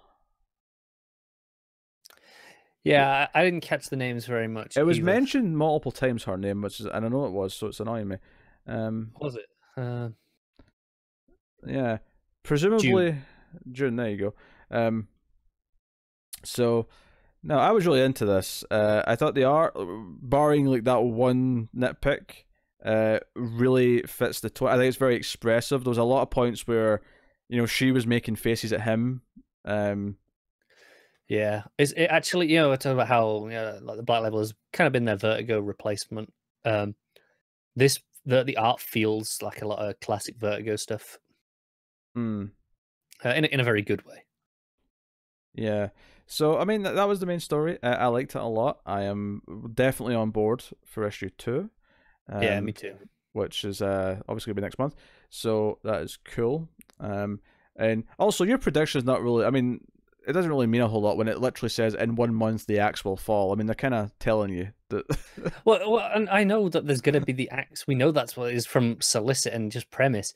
I'm just saying, I think it's specifically her.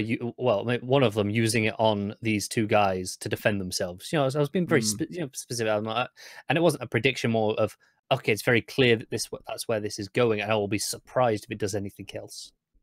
So the next one, I'll mention the backup in a minute, but the next issue is Dollhouse Family issue 1, which is on the 13th of November. So yeah, that's the next Hill House book. Yeah, I did not read the backup on this. I will do probably before the next issue of. Well, it'll be in Dollhouse, won't it? Yeah. So I'll probably read it before that. But again, 20 comics, and I got through the first like page of this, and then the second page was I think it was the third page I got to where it was just caption boxes. I just went, I've not got it in me to read this right now. It's a bit overly captioned, I will say.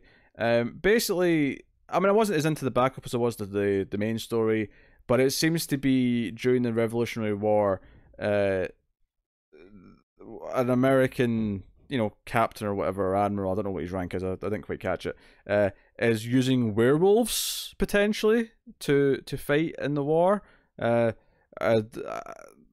sounds familiar. That seems to be it. It sort of ends with that kind of reveal. But there's obviously not a lot there. It's mainly just stating the state of the war and why we need to fight, and obviously he's this vicious bastard. Do you suspect this might be one of those things that reads better at the end after, because it's only like 4 or 5 pages? I'll be honest, I think I'm going to struggle to remember any details from this outside of there was werewolves on a ship like that. Yeah, I think I'm going to struggle with the backup, so I'll try read the next part. If I feel like I'm struggling, I'll just leave it and read the backups as a single story. It might not be as big a problem when there's 3 or 4 of these books coming out, and there's one every week or every 2 weeks consistently, and there's a part like very regularly. Yeah, it's 2 weeks, then 2 weeks again, and there's 3 issues in December, so it's a little bit quicker again. I don't know how long this backup's running, but yeah, that's kind of the gist of it. But so no, it was a bit messier in terms of how much captions, and I don't know if that's just because they're trying to squeeze so much into a few pages, so it's kind of suffering a little bit from that.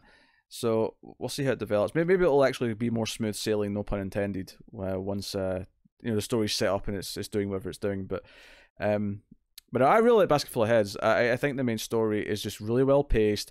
It genuinely feels like the opening 10 minutes of a horror story, or either a horror movie or maybe like the pilot of a horror TV show. Like, take your pick, whatever one you want to compare it to. Yeah, it really has that small town kind of feel to it, which I like a lot, and I'm excited about actually chopping off some heads. But what are you giving it? I give it an 8.5. Really into it. I will give it a 9. I was super into it. I was digging the vibe. Matt also gave it a 9. So Matt was really into it. Great pacing, and I love the slasher vibe. Might read better in trade, but I'm here for all of it. Art was somewhat spotty in places, so he wasn't as into the art as much. Hell knows how to set the story up, and I enjoyed all the little character details. No mention of the backup, so did he read it? Who knows, but didn't see fit to mention it, which is fine. So yeah. So that's Basketful of Heads. I would say a very strong start to Hill House Comics. Yeah, I hope that they're all as good as this. But I mean, if it ends up that it's only the Hill written ones that we really like as much, then I mean, it could be worse. And hell, if we end up with like one of these a week, that'd be nice. Whereas we get at the end, so we always end with a Hill House book. I mean, I'll be more than happy with that. Assuming they're all good, which may or not be. They all sounded good. I mean, all the solicits were actually were all at least decent sounding, if not great sounding. So yeah, but it doesn't always translate, so we'll have to wait and see. But no, Basketful of Heads, very, very good. Which will take us on to our next Black Label book, which is Joker Killer Smile, issue 1. Jeff Lemire writing with Andrea Sorrentino on the art. So yeah. Just on that as well, before we even go any further, Jordi Belair's on colours, which I thought was interesting because I know Sorrentino, when it usually colours the first issue of something that he does himself. I know he's spoken about this before.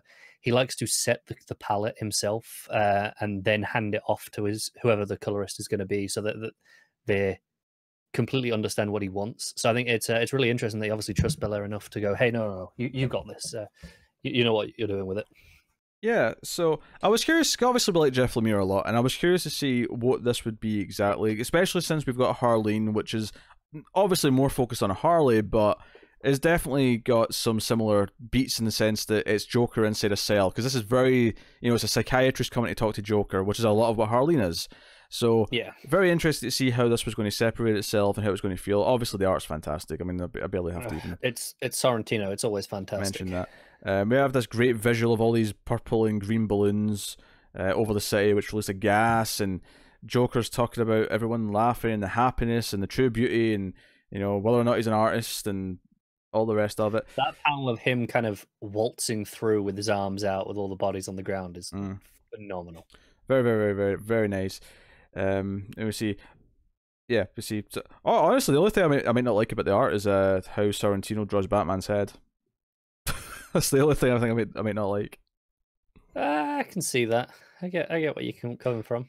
But no, all the stuff's good. The expressions, you know, we've got this, you know, Silence of the Lambs set up. We've got the glass, and it's just Joker sitting down talking to this new character, this therapist, by the name of Ben. What was it? Ben Arnell. That was his name.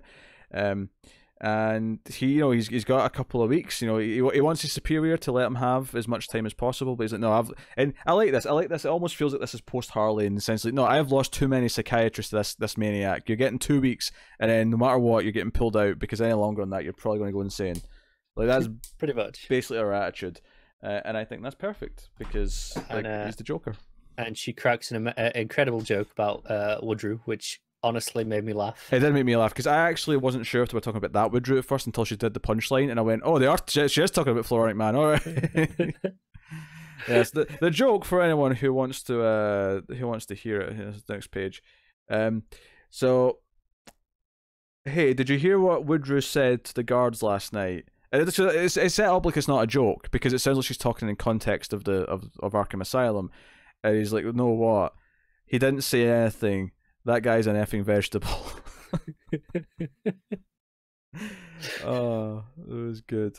Anyway, so he drives home, and we meet this guy's family. He's got a wife, and he's got a daughter.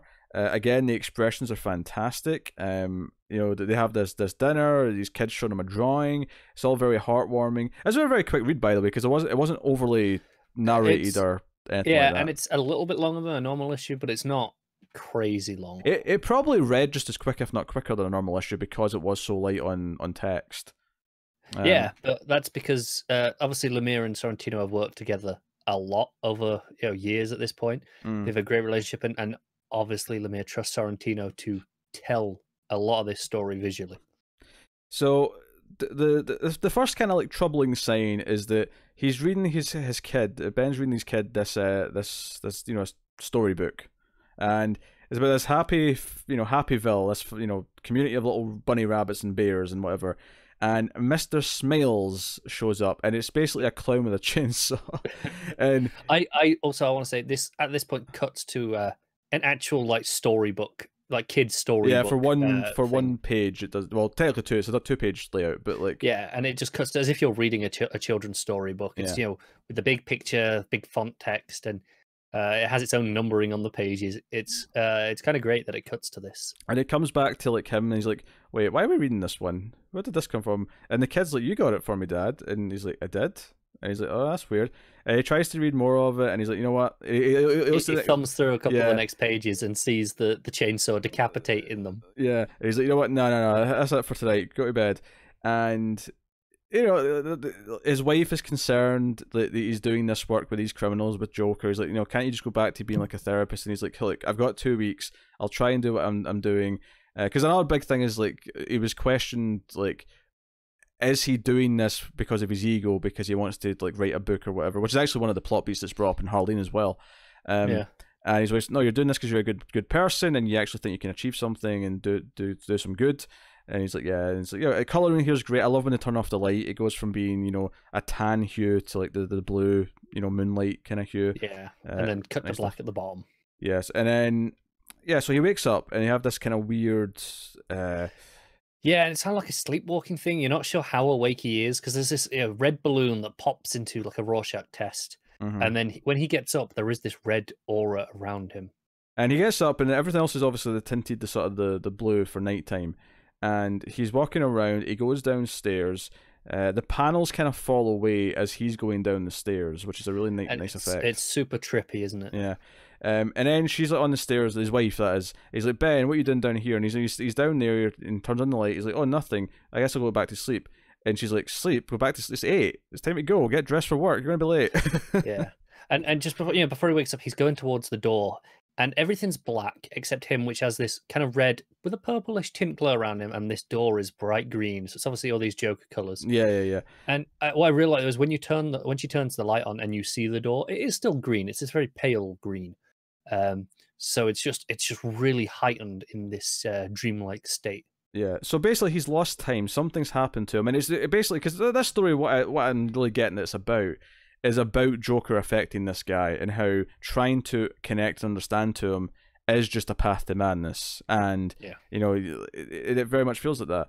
You know, and then Joker's telling a story about killer fish or whatever he's done, and it's some great art here again. He's got a crowbar, and we see the fish all Jokerized and all the rest of it. And he's asking us, and then Joker starts talking about Happyville. He starts talking about the story that he was reading to his kid the night before. And he's like, oh, and everything was great until Mr. Smiles came to town. I think he's actually just quoting the story. If you it's directly. Yeah, I think it's the exact lines. And he so Ben throws down his chair and runs out, obviously worried that something's happened at his house. Or no, he runs to the bathroom. Sorry. He was just like, hey, something's not right. He's not sure if he's imagined this or if how's Joker know about this. And Joker laughing as well at the top of his lungs as he's running away in fear is pretty great.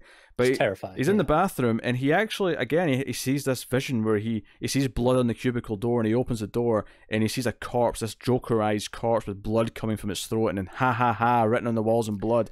It's super dark, and it goes to that harsh red against the white background kind of. Sorrentino loves doing this effect. He pulls it off fantastic. But then he snaps to reality, he sees his hands, and the guy's alive, and he's like, what the hell? And he's like, oh, sorry. And he's clearly just opened this cubicle on this guy who's been in there, and the guy's like, what are you doing? And he's on the floor sort of rubbing his eyes. I'm going to say the guy probably should have locked the damn door, but whatever. Yeah. That's a plot hole, I guess. Most people lock the cubicle when they're in there. Yeah. But we just end. Joker's drawing Mr. Smiles on his wall, this character from the book, and he's just we hear sort of the end of the Mr. Smiles story, or at least part of it, and it tells a story of this little what animal was it?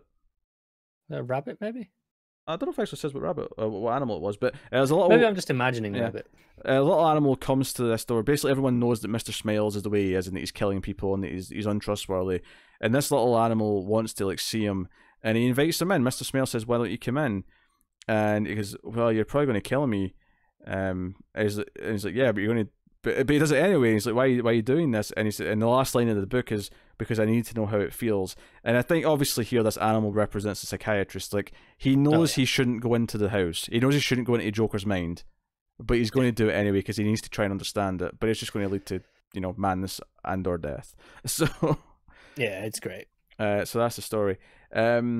Let's say art is fantastic. Maybe the highlight, and I think the writing's solid actually. It is. I think my only problem with I say problem is I don't think it utilizes the widescreen format as much as maybe it could have done. I mean, it doesn't do anything particularly out of the standard wheelhouse with it that some of the other widescreen books have done. I suppose that's. But fair. I mean, it looks great. I think honestly, the biggest thing going against this is that it's out at the same time as Harleen, and I don't even just mean the same week. I just mean in general. There's some overlapping themes, and it's like I will say it does feel different though in that Harleen. Yes, well, it's also about Harley Quinn succumbing to the Joker, and this guy probably succumbing to the Joker, and they're both these therapists and psychologists. I get that there's all this similarity, but it feels done in a very different angle to it. Harley, it does, but it doesn't really matter though. The point is I can't help but think about it when I'm reading this. No, that's true. That's true. The problem of it just sort of, and it's weird to say this, but it is paling a little bit in comparison, just because Harleen's so freaking good. But this is a really solid book, and it's really good. It's just it isn't as good as Harleen. Honestly, if this had come out 3 months ago, we'd be praising the hell out of this. No, that's the thing. It's fantastic. I think if this wasn't out around the same time as Harleen, I think I'd be praising this. I think it would maybe be getting Book of the Week. It's just kind of weird that it might not, because Harleen exists and it's out the same week. So, I think if I'm going to rate it, I do think it gets an 8.5 at least. I'm tempted to give it the 9. I think I'll give it the 9 just because it's creepy as shit as well. Especially with the art. It's unsettling in a different kind of way, which is nice. Yeah. But Matt gave us a 7.5. I'm surprised. Matt's been very negative this week. Art is fantastic, but I'm not sure on the story. The atmosphere is great, but with Harleen doing roughly the same thing, I don't know if that creative team justifies it alone. I think one thing I would like to say just on the difference here is Harleen is how many issues was that again? It's quite a few, isn't it? No? Is that only 3? Okay, no, it's 3 issues, but they're huge issues, right? Yes. This is only 3 issues as well, and it's what, half the length that Harleen is in the page count. So it's a lot shorter story. So I wonder if that'll feel a lot tighter at the end, maybe paced complete, because it'll be paced very differently. Maybe. I don't know. We'll see. But I don't think Color Smell was very good. It's just kind of weird that we have similar things. I almost wish they'd held it back and just released it after Harleen was done. Don't we have another one starting soon? The Cami Garcia one? Was that a Joker? Criminal Sanity. Oh, no, that already started. It's fine. Yeah, we talked about that already. Yeah, that's the thing. It's like there's so many of these Black Label prestige books are on the same, Joker and Harley, and I mean, part of that's probably because the movie came out and they were like, "Oh, we want it around that." But yeah, it's kind of weird. Probably. But that's Joker Killer Smile issue 1, which does take us on to our final book of the week, which is Harleen issue 2 by Stephen Sejic. The main event. So, yeah, I mean, there's so many goddamn pages. It feels weird to summarize the whole thing, so I'm just going to, dive in. Just going to dive in right at the start. And she's talking to Joker. She's calling him Mr. J. That's kind of where we ended last time. And I will say this: very early in this issue, I said, "Well, this issue has to end with her smelling at him." Like that became very clear early on. That has to be her. It's clear that's what the theme of this issue was. But we do get a scene from later on. So I mean, obviously the narration, the dialogue that's happening over the top of it is just obviously them talking to each other. But it's Joker talking about everyone being a monster deep down. Everyone's secretly violent, and Gotham just lets people unleash it. Classic standard Joker speech in a way that becomes very smart later on. Yes, but the whole thing here is that we find out this is from later because Harley's in it. We have Joker's at gunpoint and Harley, and we get a full page, well, almost full page spread of Harley in costume, saying "Don't touch my pudding." So obviously for this Sejic's in costume Harley is amazing looking. Yeah, for the sake of Sejic's art, it's a nice thing to see. But I mean, this issue as it goes on, it's like she's struggling. She's drinking a lot of booze. She's struggling with dealing with the idea that she's not really getting anywhere. But also this idea that what if the Joker's right? Because her whole thesis was that psychopaths and sociopaths are created because they lack the ability to feel empathy. Which I mentioned that because I think it becomes important again towards the end. Yeah. But and it's like all these villains exist, and she's not really getting anywhere. And she's becoming kind of obsessed in an unhealthy way. But of course she hears from her employer or whatever it is to check the news about Harvey Dent, and we find out that the things happen to Harvey. Maroni's throwing the acid in his face, and we see this play out on TV, and it's horrifying. Oh yeah, it looks great. He definitely draws a Dark Knight version of Two-Face. He does, yeah. With the really brutal sort of the hole in the cheek always nails it. Yeah, the gore and whatnot, and we get these vigilantes who are in very Deathstroke looking masks. Well, I think it's meant to represent Two-Face, not Deathstroke. Yeah, I know, but I wanted to point out. Yeah, and they actually kill Maroni on TV. Like they execute him and say this is for Harvey Dent. This is to get real justice, vigilantism, blah blah. And we get a great big 2-page spread of Batman and Robin storming in and like taking these vigilantes out because obviously they're killers and they. I love the wraparound effect of this. It with the way the Batmobile curves and the light flashes, it has a real kind of lens effect. I think it's accentuated by the curving of the panels that are there. It feels kind of really wide in scope because of that. Yeah, no, really, really good. And we see like the police then have a rough time, because now they're all suspecting, because because one thing we know about these vigilantes is they're all cops. Like, these are cops who are putting on masks. We just don't know what cops it is. And Harley had set up interviews with police officers. She wanted to go in and second guesses whether or not she should, but ultimately she's getting nowhere with the criminals, so she kind of has to. And she meets with Gordon, so we get scenes with Gordon and Harley talking, and Gordon's receptive enough to her. It's just like, hey, can you just not do it right now? This is kind of a bad time with all this going on. Yeah, it's a bad time, and she ultimately requests that she wants to speak to Batman. And, you know, it's just this interesting scene. It's actually maybe my favourite page in the book, actually, when the Batman arrives, because she waits around for a long time. She's told to wait until nighttime. It's got a great, like, time passing effect, where in the sense that at one point, Gunn just comes up to her and she snaps out of it. And, because at the top of the page is kind of her just staring off, and you really feel like she's just been sat there for hours, not even thinking anymore. Yeah, and it's mostly just through the shape of the panels more than anything else. Yeah. But yeah, maybe my favorite page is actually Batman standing on top of the bat signal when he arrives. Oh, it's so good. The way the light beams kind of go around Gordon. Yeah, really, really nice. And Harley wants to talk to him, and she's like, do you think they can be helped? She's basically trying to ask, like, why don't you kill them? Like, you clearly think they can be helped. So that maybe reinforces her belief that she can do something with them, that there's hope. It's like, so you think that there's hope for them? And he says, I hope there is, which is a different answer. It's not that he thinks there is hope, he just hopes that there is hope. Yeah. As bizarre as that sounds, very Batman answer. It's a lot more cynical, even though it's hopeful. Yes, which is Batman pretty much in a nutshell. Yeah. And she goes back to Arkham, and she's talking to the guards and whatever. She goes to see Joker, and this is kind of where the key thing in the issue happens that sets up the ending, is where he does actually open up just a little bit. He opens up just a little bit, and she's even saying in her narration that, like, because of the way he's speaking, because of the way he's kind of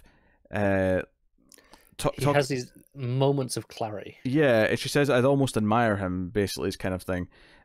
But he kind of admits, because she asks, why didn't you kill me, that night? And he talks about how he has two things that he really loves to see on someone's face. He has two things, and that is the look of fear of death, the absolute terror. Abject horror was the phrase he used. And also an honest smile. An honest smile. And they very rarely cross over, but when he saw terror in her face, he wanted to see her smile. And it's kind of the first time he kind of flirts with her, I guess, if you want to call it that. Yeah. And it's that moment of, sincerity. Like, it's just, there are these moments of sincerity from the Joker. And then immediately he's back to putting on the performance. He's like, well, maybe my gun was just out of bullets. Who knows? Yeah. It's a great take on Joker here, actually. No, it's good. So it kind of ends there, and this is kind of in her shock. I love her, like, her shocked face when he says, "I wouldn't mind seeing her smile." That first moment of, like, he just said something positive about me. Like, he just. It's like, how do you take that? Yeah, and this is something she can't help but think about. She's like lying in bed at night. She can't, like, get this out of her head. This idea that he wants to see her smile, and she's having these nightmares. About him being prosecuted, and we see that he is getting files. He's like paying off a guard to, like, get files from Doctor Strange's office or whatever. Yeah. Possibly about her, who knows? But she has this. And another scene that I love is that she's standing in front of the mirror, and she sort of smiles at the mirror, and she's looking at herself. She's putting her hair back, and she catches herself basically thinking that Joker thought she was too good looking to die, and she feels like almost a bit of ego, and then realizes what she's thinking, and kind of feels like ashamed, horrified, and disgusted. Herself, yeah, like, what the hell am I doing? She basically was enjoying a compliment from a madman, and and I was really wondering at the start of this, because I really liked issue 1, but it's like, how do you successfully go down the path at a reasonable rate, showing her, like, kind of turn, and showing the sort of the seeds come in? And I think this issue actually does it surprisingly well, because after this she reacts kind of naturally. She's so horrified by the thought that she was kind of not turned on or whatever by this, but just, like, excited. But it felt good. Yeah, it felt good. Yeah, but basically just that. It felt nice to get the compliment. that she avoids them. She's like, no, I'll interview the rest. I'll interview Croc. I'll interview Riddler. I'll interview whoever else. I won't go back to Joker. And time passes, and she talks about how she's just kind of bored. I laughed. She goes to see Ivy for the first time. Yeah, I laughed at the her in the parka when she goes to see Freeze. Yeah, that was good. Gave me a chuckle. But yeah, she has this scene with Ivy. And Ivy's like, oh, thanks for using a recorder and not taking notes. Obviously, thinking, oh, she's done her research. She doesn't want to see the dead tree in front of her. And in the narration, it's just like, shit, yeah, I do cross my mind. Yeah, but this is the thing though, is that Ivy can tell that she's thinking about someone. She can tell that her hormones are in gear. And this obviously embarrasses her. And she's like, oh, time to go. Sorry. And again, she's beating herself up. She's like, no, I can't get him out of my mind. She can't stop thinking about him. And it's just really good. And she actually sneaks in to watch him sleep. And she sees all these scars on his back, and it's almost like she feels sympathy.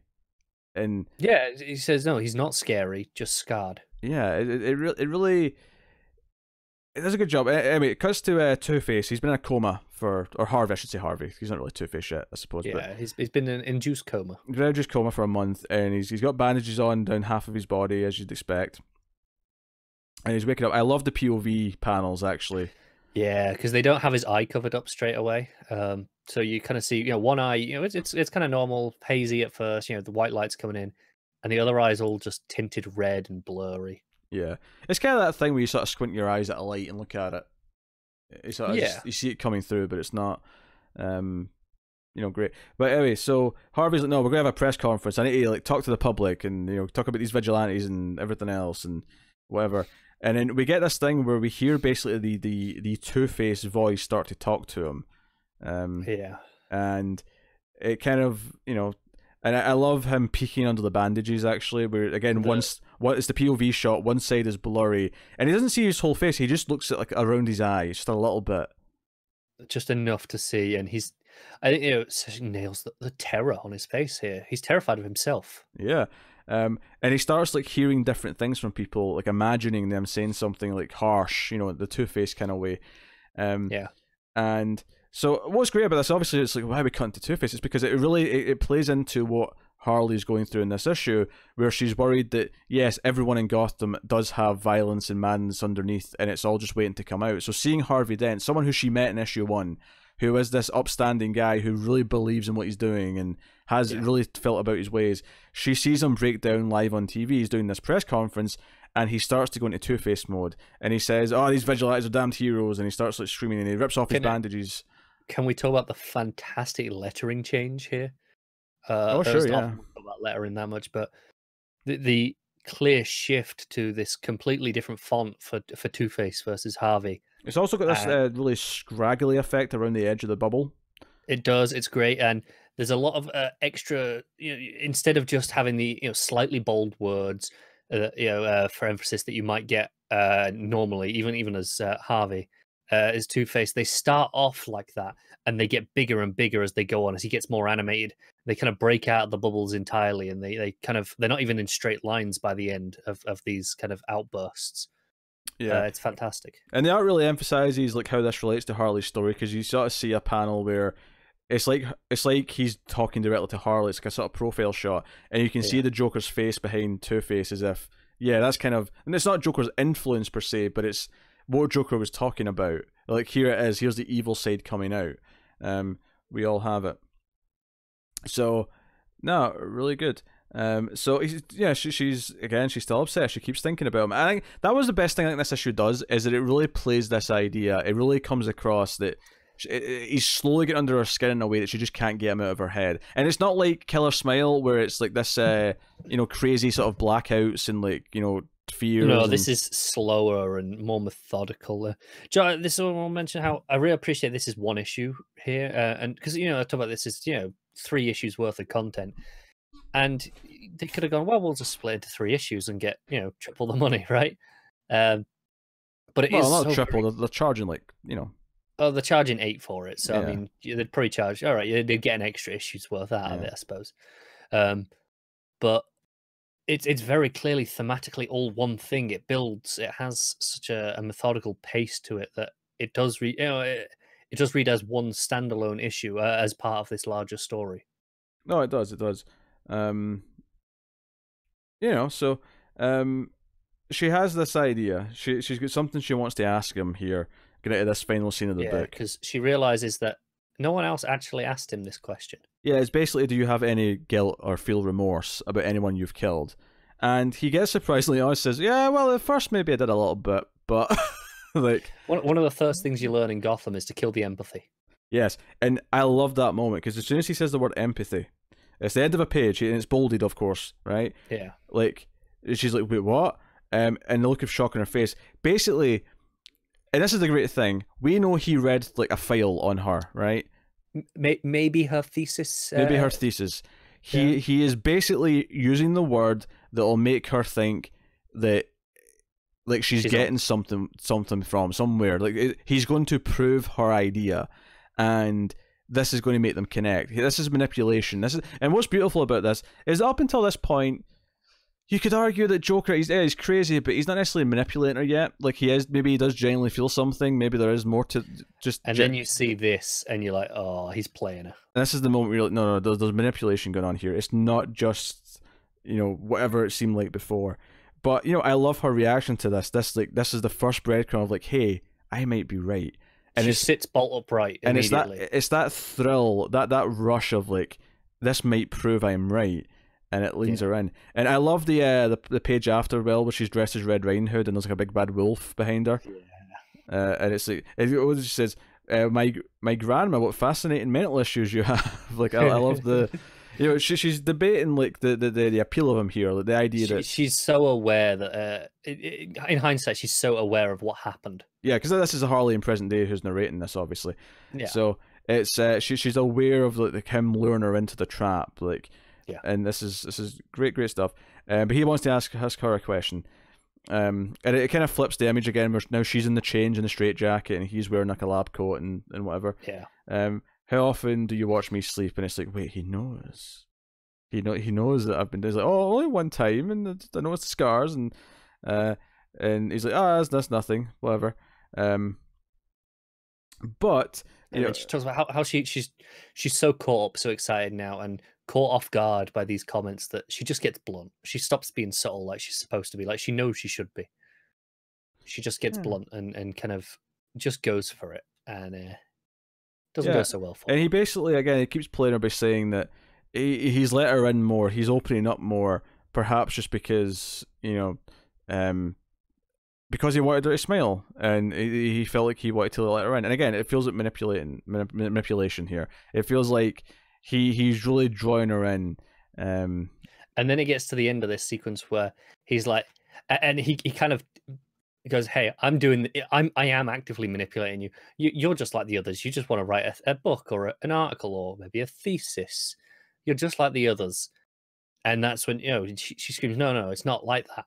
And she stands up and she's yelling, and he's got her. She's completely got now at this point. Yeah, because he's forcing her to prove her honesty, because he said that, like, because that's what he was saying at first, is that he liked her honesty. It was all about the honest smile, and now he's accusing her of not being honest. And at this point now, she cares enough about him. He's in her head enough that she feels the need, the absolute like not just desire, but the absolute necessity to prove to him. She has to prove to him that this is genuine. So she takes turns off the security camera, walks over, and she starts taking off his straitjacket.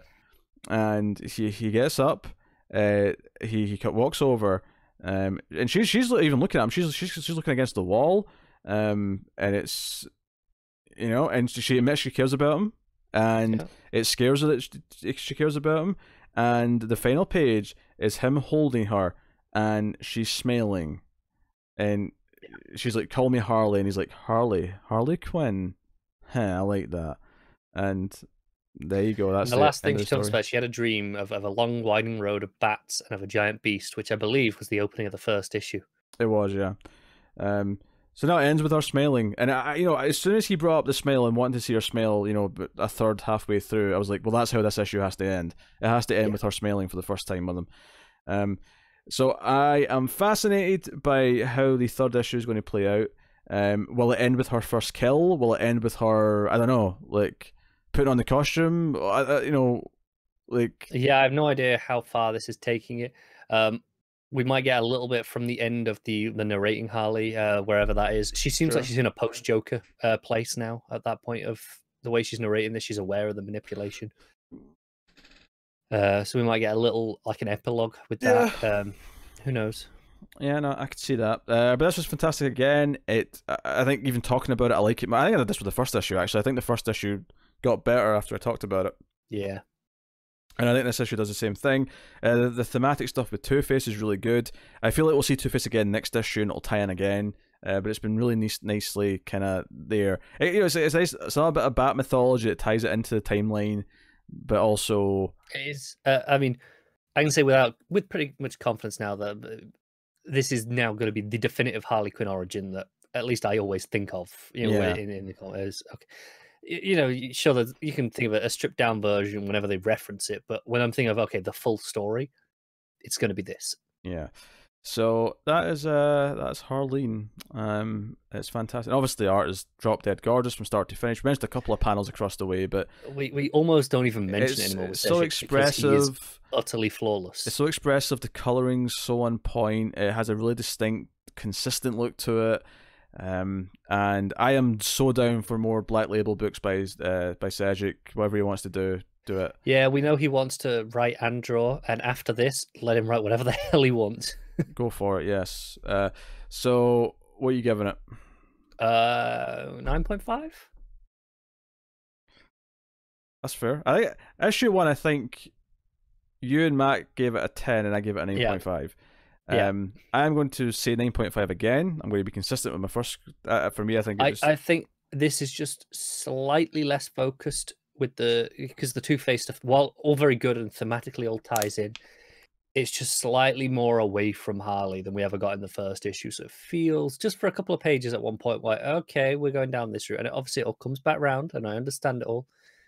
But I'm just knocking off a half point for that alone. But still love it. Matt gave it a 9.5. Not as exciting as the first issue, but fantastic nonetheless. I'm a sucker for a Two-Face origin. Those pages were awesome, as was all the stuff with the Arkham inmates. The story descends into more tragedy and is making me feel things.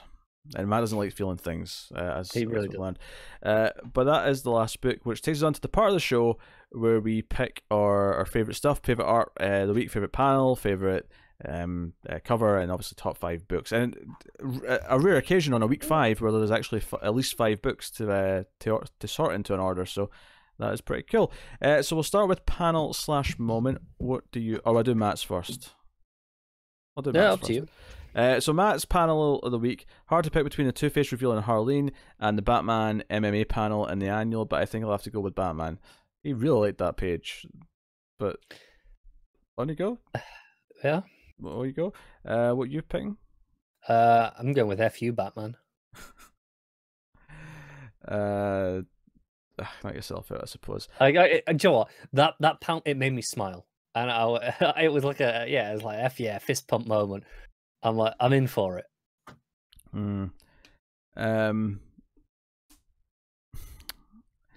This is tough. There's a few things in Killer Smell that I could pick.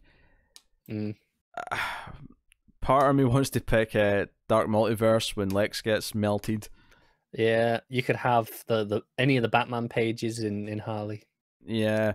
Basketful of Heads. I don't know if it has a panel per se. I don't think it has a standout panel. Yeah. It's just an ever-present storytelling thing. That. But I'm going to go with Harley in the mirror. I'm going to go with her realizing she liked being complimented and thinking that the Joker thinks she's beautiful. Great moment. So I'm going to go with that. I appreciate how downbeat that moment is. To choose, it's not a big bombastic thing. It is just a little character reaction, and the way it plays is great.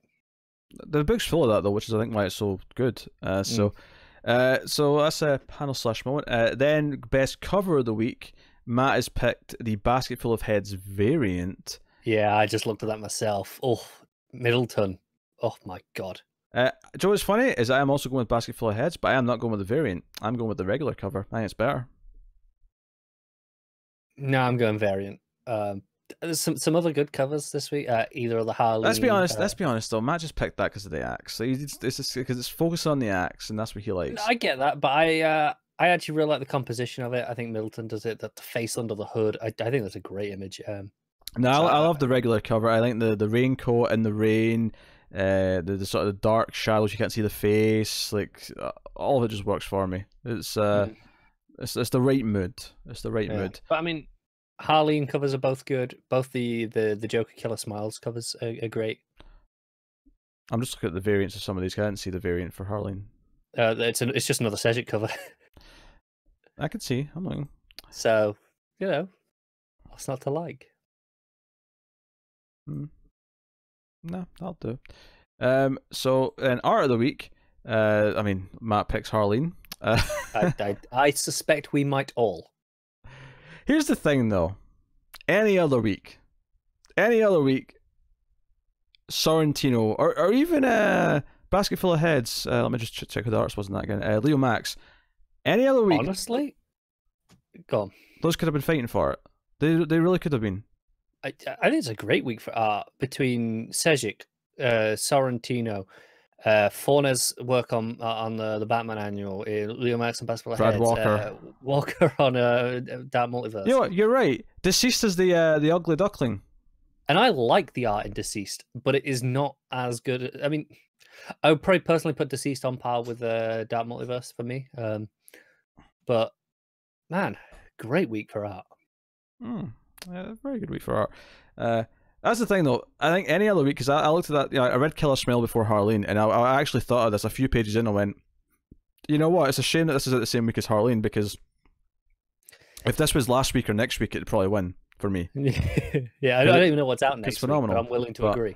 I mean, yeah, I don't know. I mean, maybe something else is out next week that'll blow me away, but like, that would normally be a winner. But yeah, Harleen, it's the Sejic, just phenomenal. So that takes us on to top 5 books of the week. So here's Matt's top 5. Number 1's Harleen.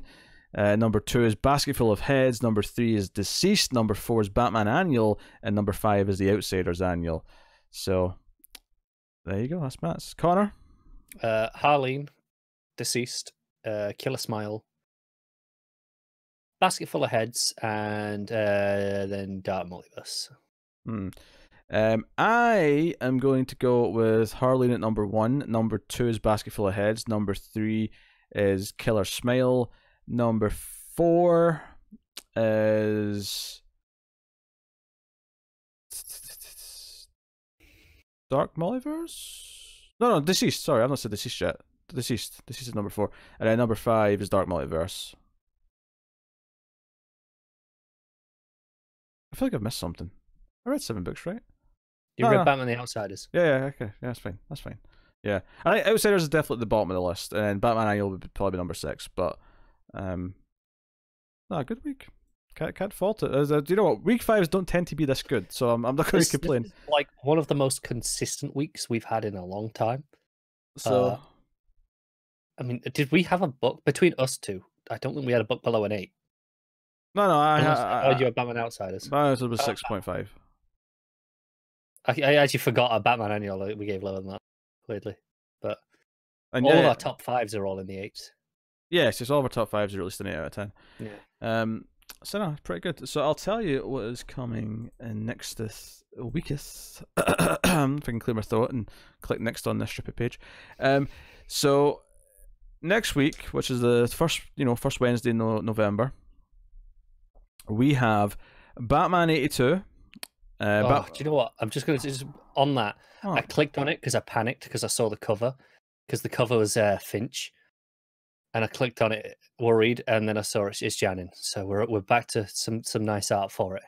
Yeah, so Batman 82, Batman Universe. That's the 5th of the reprints. The Walmart stuff's out. We have. There's a lot of fluff here that we don't usually talk about. Doom Patrol, Weight of the Worlds, issue 5 is out. Dreaming 15 is out. 49 as well. Oh, Deathstroke 49. We have Genlock issue 1. Is that another Rooster Teeth thing? It is, yes.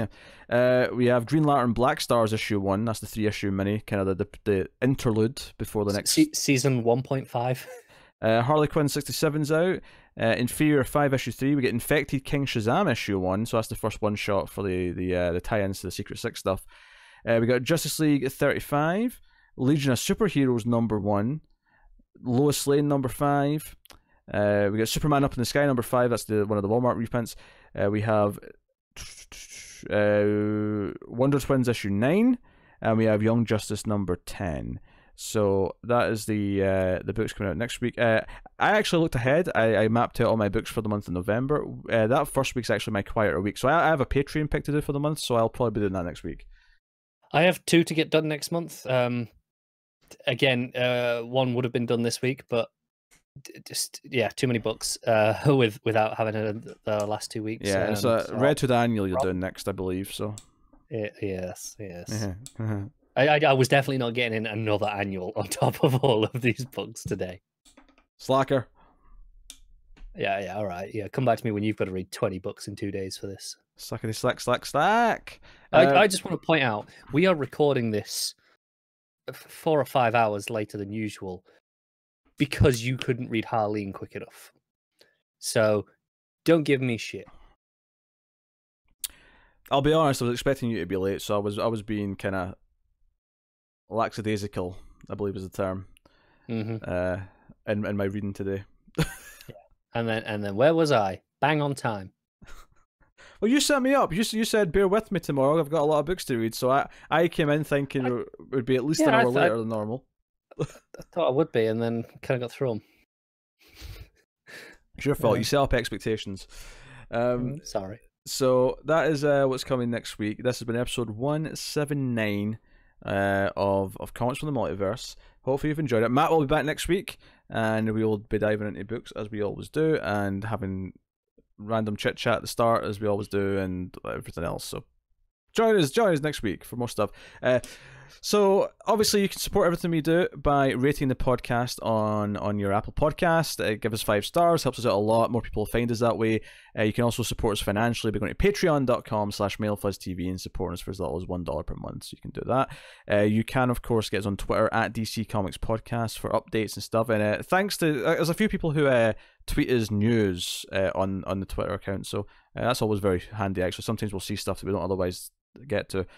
And talk about it on the show. So thank you for that. You can of course like and subscribe and comment below on YouTube if you're on there. Ding the bell, make sure you get notifications.